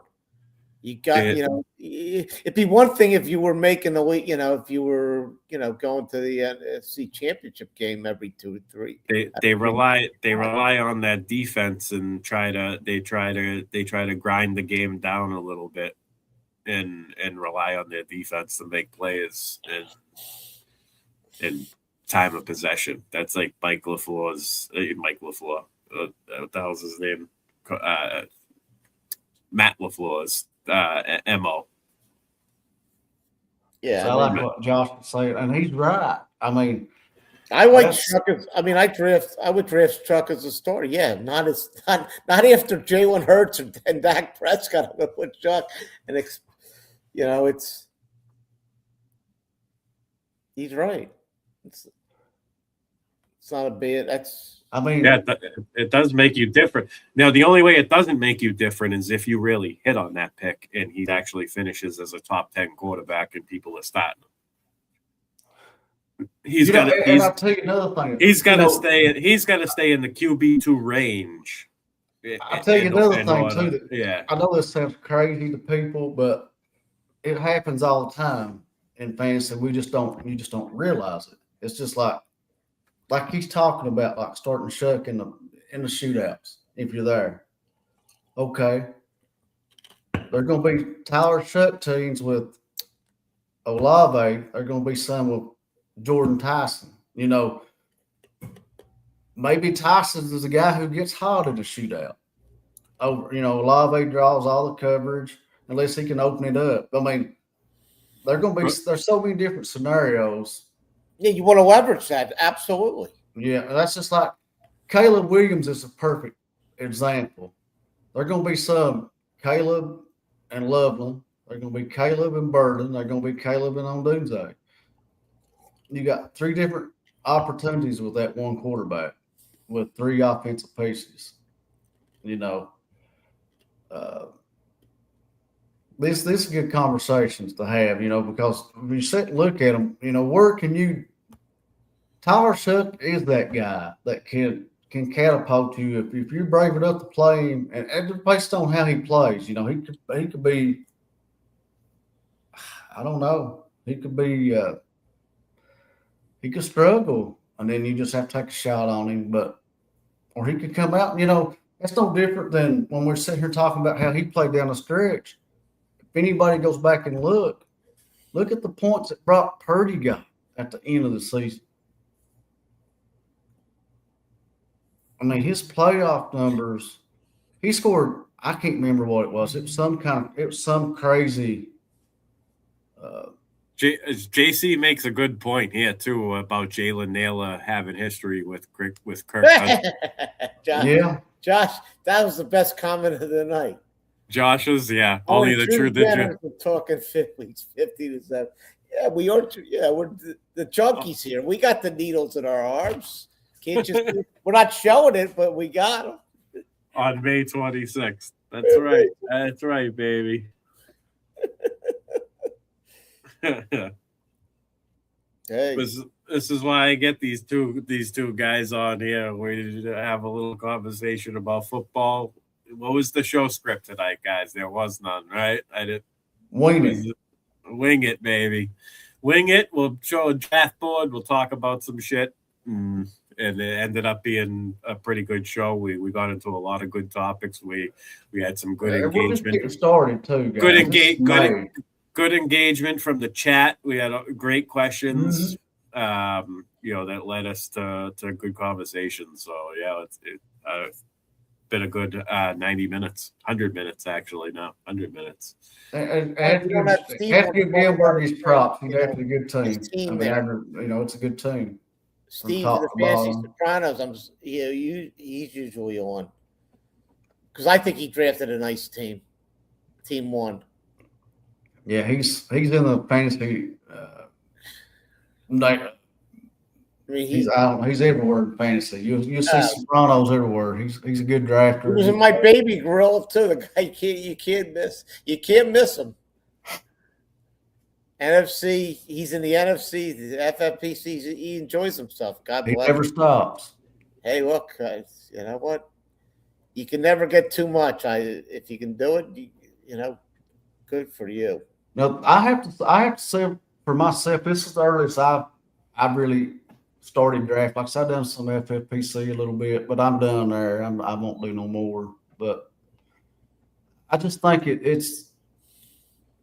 I think it's what's got me because I've stuck with my routine, and I think the way fantasy is brought out to the public nowadays, you have to start about where we're at right now. I mean, you can't wait till. I mean, stuff's going to change. The boards are going to change. The ADPs are going to change. Injuries going to happen. It's just how you go about. When people zig, you zag, or you zag, they zig. Just what you feel comfortable doing at the draft table. I balance it between. It's what you feel comfortable with. I like doing in July. I'll do maybe half my OCs and then half them in August. I understand, obviously, injuries can whatever, but you can also, I think, Joe, you made a point when you did the NFC. You can take advantage, hopefully, of some values that you're not going to get maybe or when, If you look at a few draft boards and you study the ADP and you look at the ranges, some of the guys are going, and then you know that you can use KDS and you can try to get the picks you want. You can try to get the picks you want. Third round reversal throws a little wrench into the ADP as well. It flips the board for a round, and then everything gets jumbled up from that point on. People are grabbing their guys. But if you notice an edge, man, it's time to draft. If you put together 8 or 9 rounds, you put together some builds, realistic builds, and you like what you see, then there's certain guys that are going to cost more, like Brock Bowers going at the back end of round 2, or even Mike Zander got him in round 3, the beginning of round 3 from the 12th spot, third round reversal. That's such a huge edge. It is. Come August, July, August, once the rest of the draft field enters, Brock Bowers ain't going to be sniffing anywhere near the third round. And I have already noticed it the last few draft boards that I've seen. Brock Bowers is creeping closer to He the went middle. second round in that night out, didn't He's creeping closer to the beginning Right. of the second. Yeah, closer to the beginning of the second round. DJ Moore in round 5. Once they get some film, some preseason film with Josh Allen and him hooking up, just getting a look at the Buffalo offense, and he starts flashing a little bit, he's going to move up. You get good reports out of Buffalo. DJ Moore's motivated. If things are looking good there, DJ Moore's going to move up into the 4th round, possibly even the 3rd round. AJ Brown, another one. He's, some drafts he's fallen to the 4th round, back end of the round 3, back end of round 4. Once he's confirmed the Patriot or confirmed a location that's not the Philadelphia Eagles, which I mean, it's pretty much already confirmed. But if he actually, I think we could see him move up some. Well, it affects it affects AJ Brown and Devontae Smith. Both of them's gonna move up. Well, right. Devontae Smith's gonna move up around probably. Now, we had Rashee Rice start to slip a little bit. That means it means a couple of guys are moving up. Malik Neighbors right now too is dropping. Yeah, Malik Neighbors is another. Then you got guys that you were avoiding at ADP that might be affordable now. That because when you play in these contests with 3,000-4,000 entries and drafts running from the end of April all the way to kickoff on Sunday, the first Sunday of the season. If you have a Brock Bowers roster, but you took Brock Bowers at the 1-2 turn, the team that has Brock Bowers in round 3 has 2 elite players plus Brock Bowers. I mean, like tonight, it's just you want to roster these guys at their cheapest ADP. Yeah, the team they just did the OC tonight by the football. I guess the football guys. Bowers went the 2nd round with the guy with the 7th pick in the draft. He went up and then 5th pick. The guy took McBride in the 2nd. Right, took him behind Bowers. Yeah, so they've been going back. We're seeing that right now. Did they post the first 6 rounds? They posted the whole draft. I'm looking at it now. Really? They got the guys on the if you go to NFC, they have it. They have the Discord. They have the you go to the NFC on the Twitter, you'll see he's posted. Okay. He The posted, real NFC. Yeah. Nice. You saw Jamar Chase went 2nd. Or 1st, I don't know. I can't see the but he didn't get. But Gibbs went 3rd. So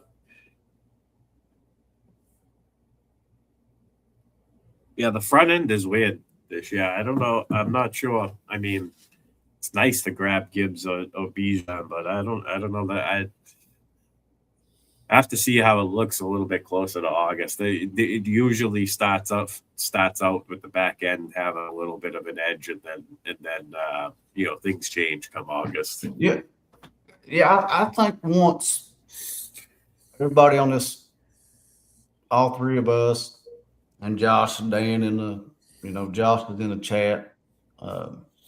Jacobs went 3rd pick, 3rd round, team 4. So nothing changed there. Yeah, nothing changed. So I don't think you might not see it change. Maybe. But we'll see as we get. This is just one. We'll see as the news is fresh. The news is real fresh. So. I mean, the guy obviously knew that. I don't know. I can't see the guys. Oh, our boys in there. Joe, what were you gonna say? Fancy Sopranos. When you said what way we're doing drafts right now, you kind of want to mix up the KDS right now. Don't settle on one spot. You want to try to draft from the first 3 or 4 spots, 6, 7, 8, and then 10, 11, and 12. And you want to take it, to me, round 4 is really where NFLC drafts start, because the way you build your first 2 picks and that 3rd round reversal, it really dictates where you're going with that roster, in my opinion, from drafting in NFLC all time. And all of you all, I may be wrong, but the 3rd round reversal really dictates what build you're going to build. I personally believe that. I mean, you could go running back, wide receiver, first 2 picks, and then, okay, am I going to go running back in the 3rd, or am I going to go wide receiver? Am I going, if you get a good running back, which you can, I like what I'm seeing from the back end of that draft right now with the running backs, the Genties, the Chase Browns, the Hamptons. I mean, you could get that stud wide receiver and that running back, and then you could wait on that RB2. That's what I usually like to do, because I always told everybody, I said, if you can get an RB1 that can give you 1.5 points of a player, I'm saying a player and a half. That's what I meant. Player and a half. And RB1. You don't need much out of that RB2. That's just, when you get that one good back, and then, finish it up with wide receivers, there's so many strategies, You can mix in a premium quarterback or a premium tight end, right? When you wait on your RB2, yeah. Like 2012, I'll go back to that one. I had first team I really ever done any good. It was football guys, but it was FFPC. I finished sixth or 7th overall. It was like $7,000 win on one team. All I had. My RB, I had the 12th pick. Never will forget it. I went for 2 Bears. I had Matt Forte, and I wanted Brandon Marshall. I said Cutler's back with Marshall and all of them, and but Forte was solid, and Marshall was really good. Then I went wide receiver heavy, but I took C.J. Spiller that 8th or 9th round, and he hit. And that's just like, this 1.5. The news was out at that time. Jason Witten had a neck injury. I said, he's going to fall. I said, 1.5, I'm going to take him. So he fell like 6th round, and he put like a 55 points up, and he put up some golly number that year. But I waited on wide receiver. I pounded wide receiver and grabbed the tight end. And I had actually took Peyton Manning that year too. Everybody was worried about his neck. Witt was hurt and Manning was hurt. So I took both of them late. But I hit on C.J. Spiller that year. He was huge in 2012. But you can wait on RB2 if you can get that RB1 right. And then you're good at getting the RB2 right too. Yeah, I just like the. A couple of years ago, it was Rashad White, right? Remember? It was 2-3 seasons ago. You had Rashad White on that primetime team. Yeah, he was good. That's how I found FTN with Nelson Sousa. I mean, I watched this guy that year. I'm seeing him every draft. Rashad White, 8th round, 9th. Oh yeah, I mean he's just Chase Brown. You nailed Chase Brown too. Yeah, the first year. Nailed Chase Brown, and then last year Javonte Williams was big as a really a value. I guess if I'm looking at RB2 right now, and like I said, I'll just throw this out there. I don't care who knows it, and I'm not saying he's going to be great, but based on your build, I was telling you, like I said, I like the offense a little bit better. I like Pollard where he goes. I mean, if you're going to go wide receiver heavy, I mean, Tajay Spears has not done nothing. He's never done nothing. I mean, Singleton's probably going to be your backup from Penn State that went there. Brian Dable, better Cam Ward, Carnell Tate. But that's just like I said, that's just talking wide receiver heavy, if you're gonna go that way. But there's so many ways to skin a cat to win fantasy football, so to speak. That's just like I like hearing your all. Okay, how did you all win? You make a good point there. I mean, actually, Pollard he did hit 1,000 rushing yards last year. Pollard is the most boring, unsexy pick there is. I didn't even realize he hit 1,000 yards. He gets it done. I held him all year. I had him on one dynasty team, and I held him all year. I had a couple of offers, third round picks for him, and I was just like, nope, I'm holding on to him. I don't think I didn't think that. I wasn't scared of Jeremiah Love going there. I don't know why. I just wasn't. I didn't see Arizona coming out of the woodwork and taking him either. But I had thought Love would fall a little further than he did, I guess. And Tennessee just usually doesn't. I mean, he played 17 games. They take linemen and shit like that. Although they did take Carnell Tate.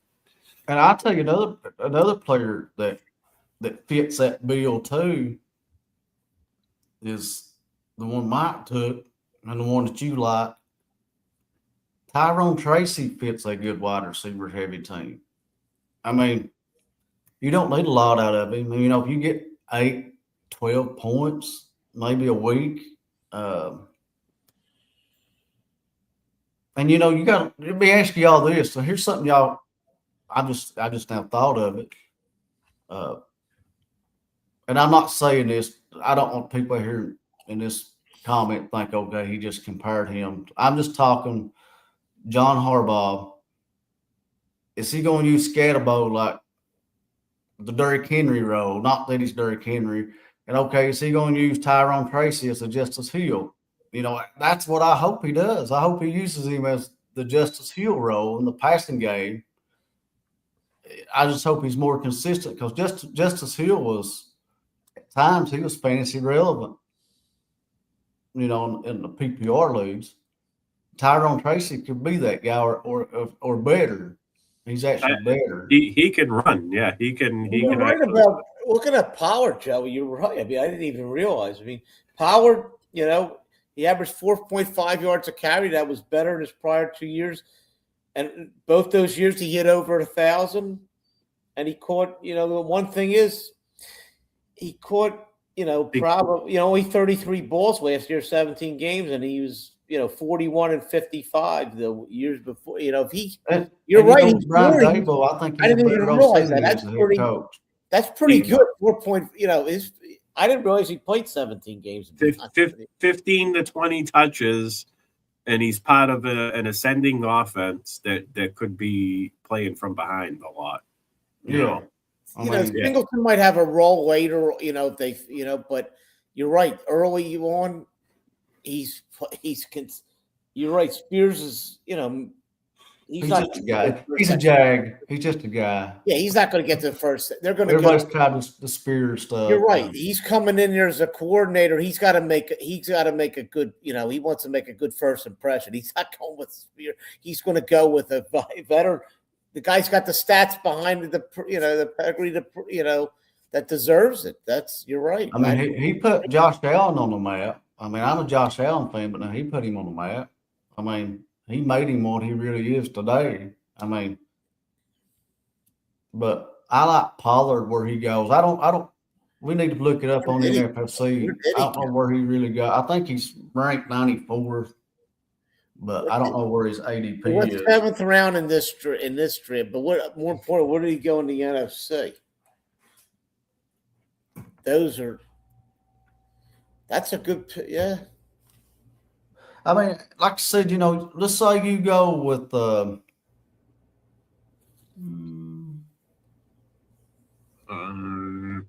Let's say you go with a Chase Brown in the 2nd round, and you could get Pollard in the 7th or 6th, 7th, 8th round. That'd be a good RB2 with Chase Brown.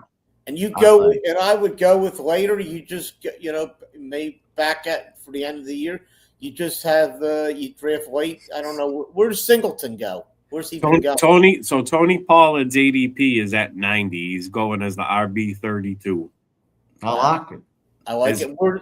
The earliest he's gone is 79, and the latest he's fallen is 118. So he's got a pretty big range. So he's going in about the 7-8 turn early and dropping into the 8th round when he drops, even to the back end of the 8th round, and sometimes into the early 9th.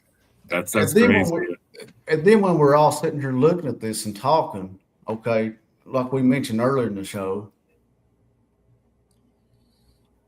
Pollard might be that guy you want because Gainwell's going to steam up. You know, I don't know how close they was together. Gainwell's probably going a couple rounds earlier, but like I said, that's just. No, they're going in the same spot. So Pollard, Dowdle, Gainwell, Monungai, Stevenson, Jalen Warren, R.J. Harvey, Blake Corum, all those guys are going in the same range. And you know, Jalen Warren is really something that a man needs to think about because the way Aaron Rodgers likes to check down too, he caught 40 balls last year. 73 for Gainwell. So that's what, 113 balls from your running back spot? Yeah, I mean, Jalen Warren is probably going to be okay in the Jalen Warren role. And he might get up to 60 catches this year, you know.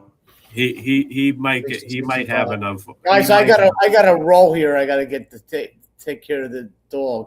Yeah, Joe probably got to get up early. You guys closed it. No, I don't have to get up early, but we are at the 2-hour mark. If you guys want to call it, guys, I'll listen to it while I walk the. I think we'll just call it a show, man. This was good. Great show, Joey. Joey gave that advice for free. That Pollard call was good. If you look into it, that's the whole show is free, Mike. Yeah, but that advice was real. That's free. That was big, baby. Well, you know, we're out here, you know. That's real cha-ching, baby. Like I said, Pollard may not be for everybody, you know. It's just I would back him up with single. I mean, how do you feel? How do you feel like building a roster? You know, it's just like I tell everybody, fantasy football is like a. Well, I look forward to having Josh and Dan on here with us too, and Steve. You know, I always tell everybody, fantasy football is like a menu. Not everybody's going to eat the same thing or draft the same thing. I mean, it's just like, okay, Gamburg likes this, Joe likes this, I like this. You mesh it, you talk it out like we've been doing, you know. Are we all going to be right? No. Is anybody out there in Sirius XM right all the time? No. You're going to miss stuff. You go into these seasons thinking, okay, this player's going to hit, this one's going to hit. I believe in this. It may work, it may not. But that's the beauty of the game we play. That's you know, the preparation.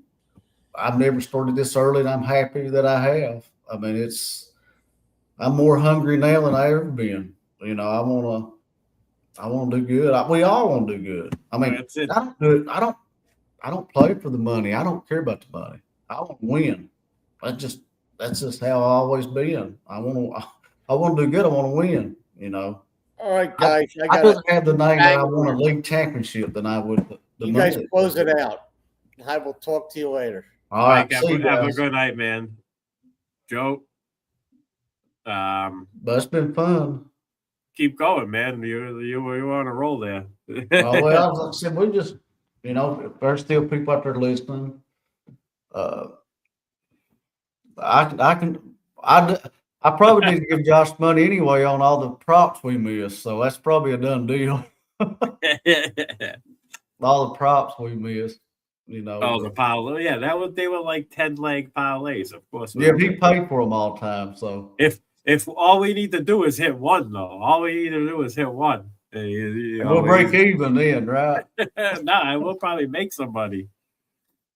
But you know, fantasy is such a it's such a great thing. You make so many friends all across this. I mean, all over the world, really. Different parts of the world, and it becomes a tight knit circle, so to speak. And like I said, I'll just go ahead and tell you right now. I don't. Me and you was talking about it. I went a different route on that fifth round pick, and I made one while ago. I took Chuba Hubbard in the sixth. Did you pick yet? Are you on the clock? I just took it while we was on the clock. I took Chuba Hubbard. I like him. You were on the clock and you didn't talk us through the pick? Well, we was just sitting there talking. I said, well, I didn't want to hold them guys up. I held them up earlier. So, but I never drafted this early. If I hadn't seen your draft, I would never draft. But I said, okay, I'll do a slow draft because I'm still kind of the middle rounds is what you really need to learn. This first 3 or 4 rounds, everybody knows about what they want, but from 6 on to 10 or 12, that's really where the league is won. Which, I tell everybody, it's like a 3 or 4 process. This is process 1. Your roster changes over a whole year. You may have half of the players that you drafted. I mean, it's a full-blown process, to put these rosters together and manage them and work the wire, which I think we all done good on working the wire last year. I think we gave a lot of good information out. I think we're getting better as a group. But like I said, it's going to be a fun year, good year. I just hope everybody can stay injury-free for a while. Yeah, there was a ton of injuries last year, that's for sure. But that's going to happen, You just have to make the best of it. That's it. That's our Kentucky Fried Joey rant for the night. Yeah, like I said, we're just getting started. Like I said, we all get together and start looking at. We need to start talking ADP, like movements. Who do we like, or go by? We need to start breaking it down. Like, hey, you pull up the ADP, like, okay, 1 through 12. Like, okay, who would you feel? Who would you want to build your roster with, and who you want to take? 13 through 24, so forth. Just to look at them, what player in that round that you really like. To start getting a feel for it. And like I said, stuff's going to change. Like we talked about earlier, I don't really see a major thing with Josh Jacobs just based on prior stuff that we watched. I don't think he'll be suspended this year. Right. Unless the team does something. Green Bay's kind of be interested to see our bunch that we play with. I like to hear what Greg Ambrosius, Tom Kesnick, the Green Bay guys. Yeah, because Iggy too. If Iggy popped in the chat, I would have. See Green Bay guy too. Yeah, I would have asked him. Because that's it. They do hold that franchise is usually held their players to higher standards. Yeah.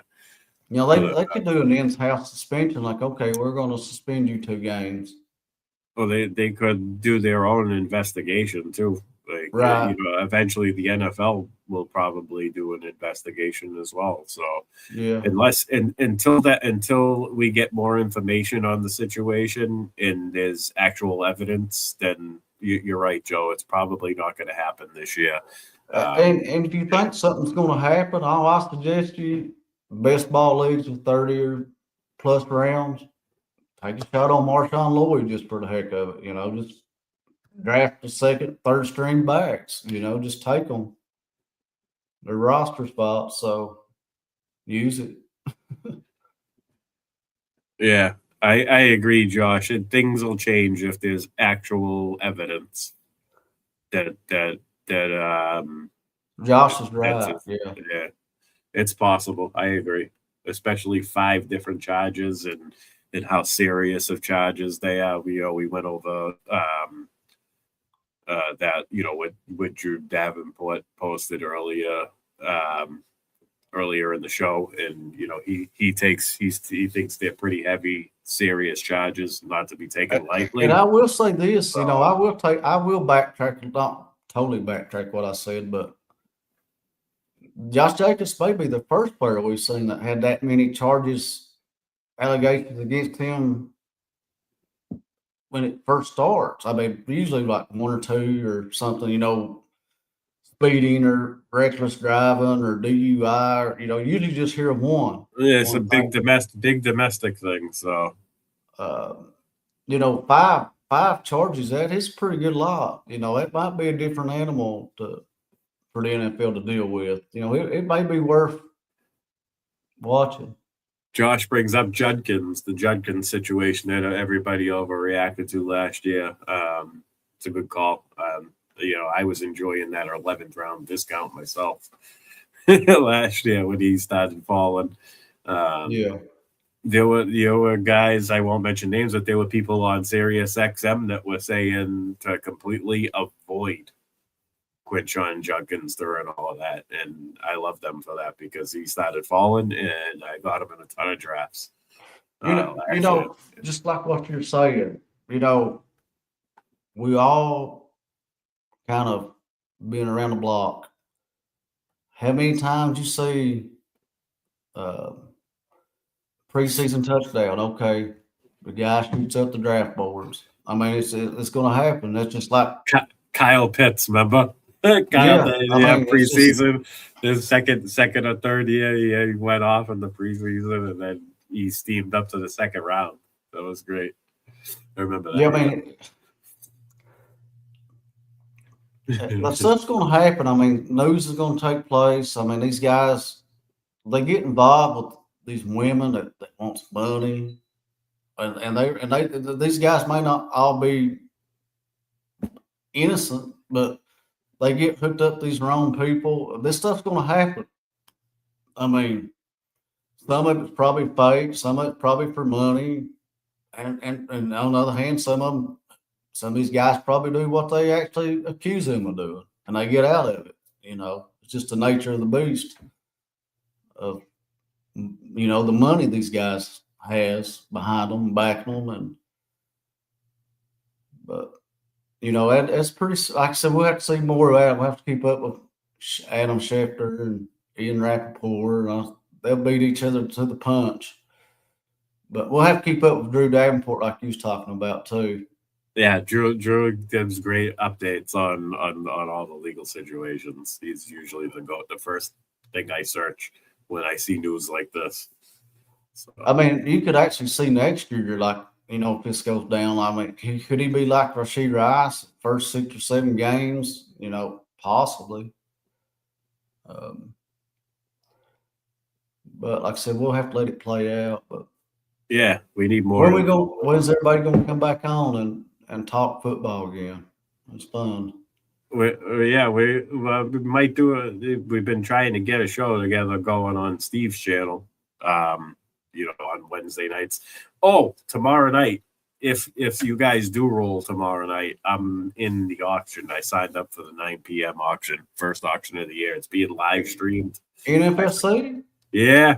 Billy Wasowski's in it. Will Miles is in it. Let me see. I can tell you guys know. Oh, that'd be fun. I have to watch that. It's the one of the 150 buy-ins. The same one I did last year. The top 4 make the playoffs. Top 2 make the overall championship round. I think it's $15K for first. I think it's $700 if you win your league. You done good in that last year, didn't you? I did my first one last year and I won the league. Yeah. That's good, man. I finished. Good. I think I finished. I don't remember what I finished overall. I didn't cash, but I did finish nearly cashing. I tell anybody, man, I don't care if you play an NFLC and you win an NFLC 25. It's just as important to me as win that league than it is any of them. I mean, anytime I can win an NFSC, I feel good. Last year, the only thing I did was, like I said, I didn't have a good year. But I did win one of the Gladiator leagues.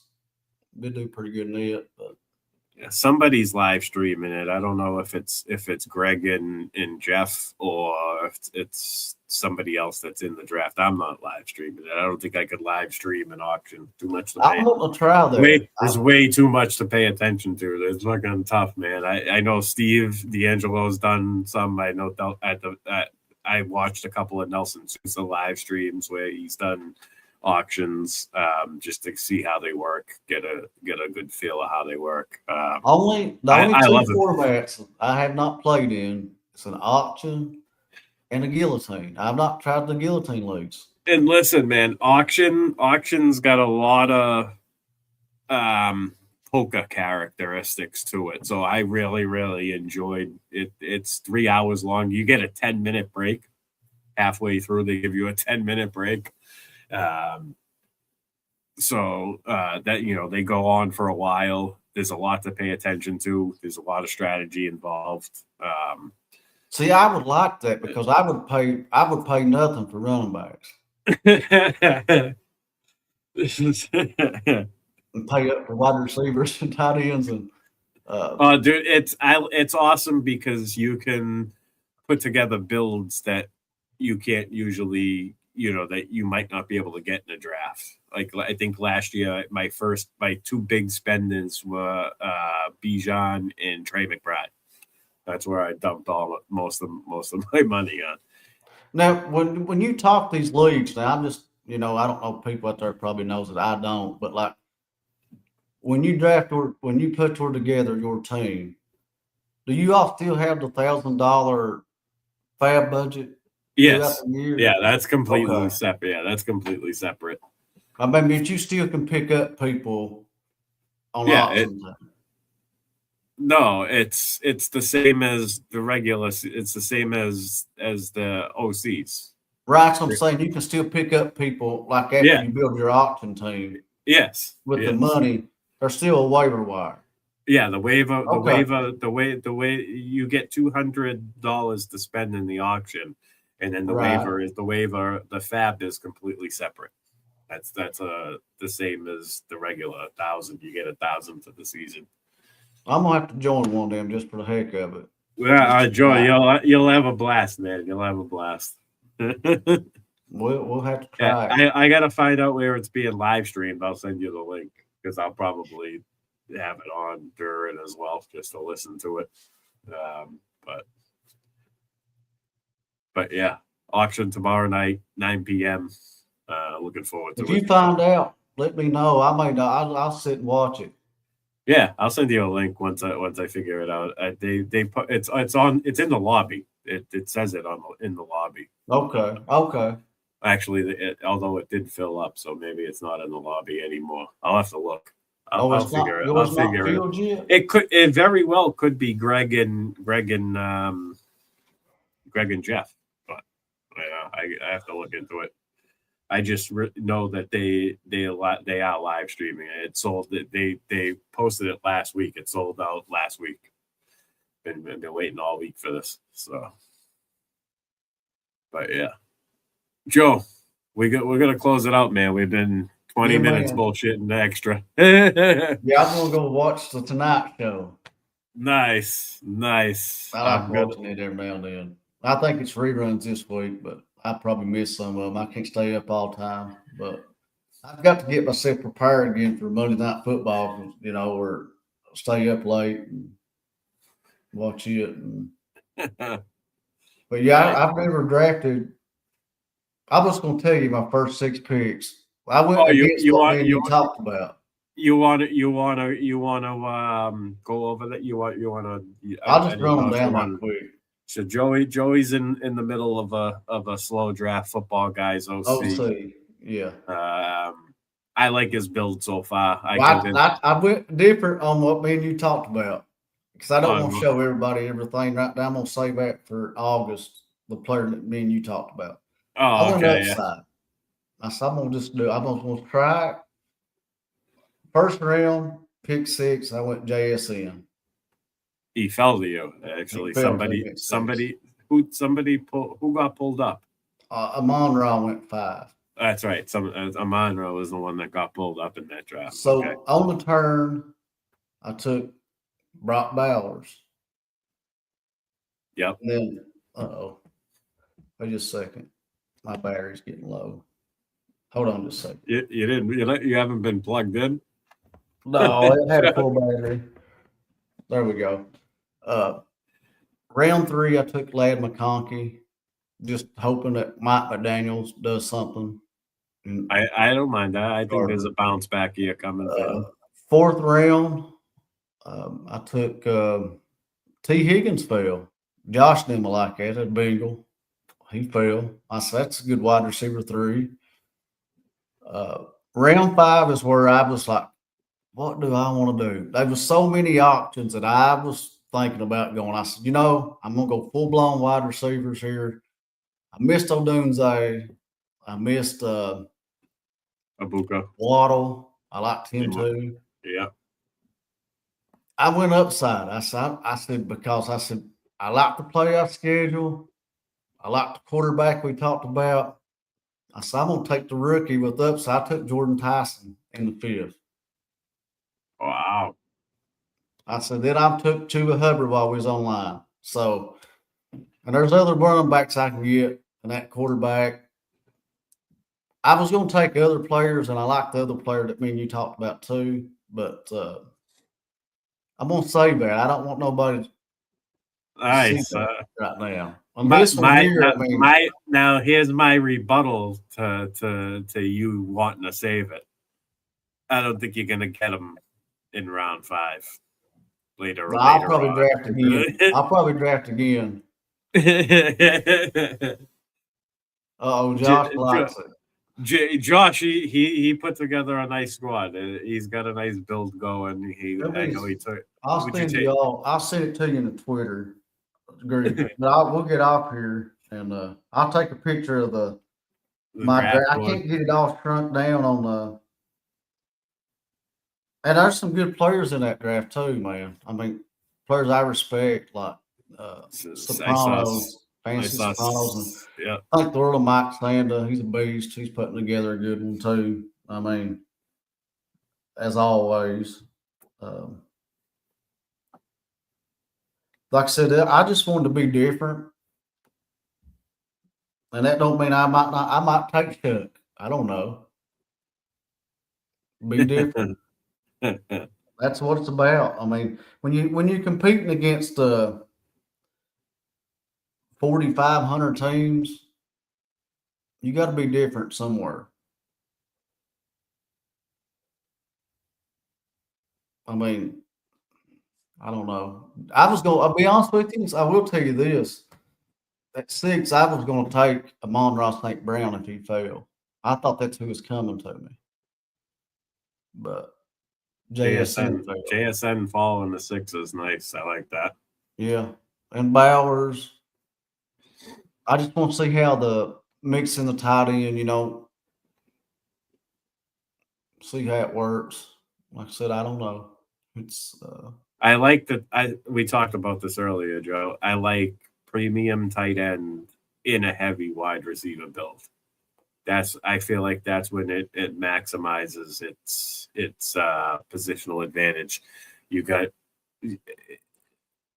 just because generally you can, like you said, you take that one good high volume RB1, and then you can have the option of going wide receiver heavy with a premium quarterback, or going wide receiver heavy with a premium tight end. And I like it better with tight end, unless you're stacking one wide receiver, not multiple from the team. If you can stack one player, and it's really one of those real strong stacks like Tom Brady, Antonio Brown, or Peyton Manning, Bob Harrison, or Tom Brady, Randy Moss.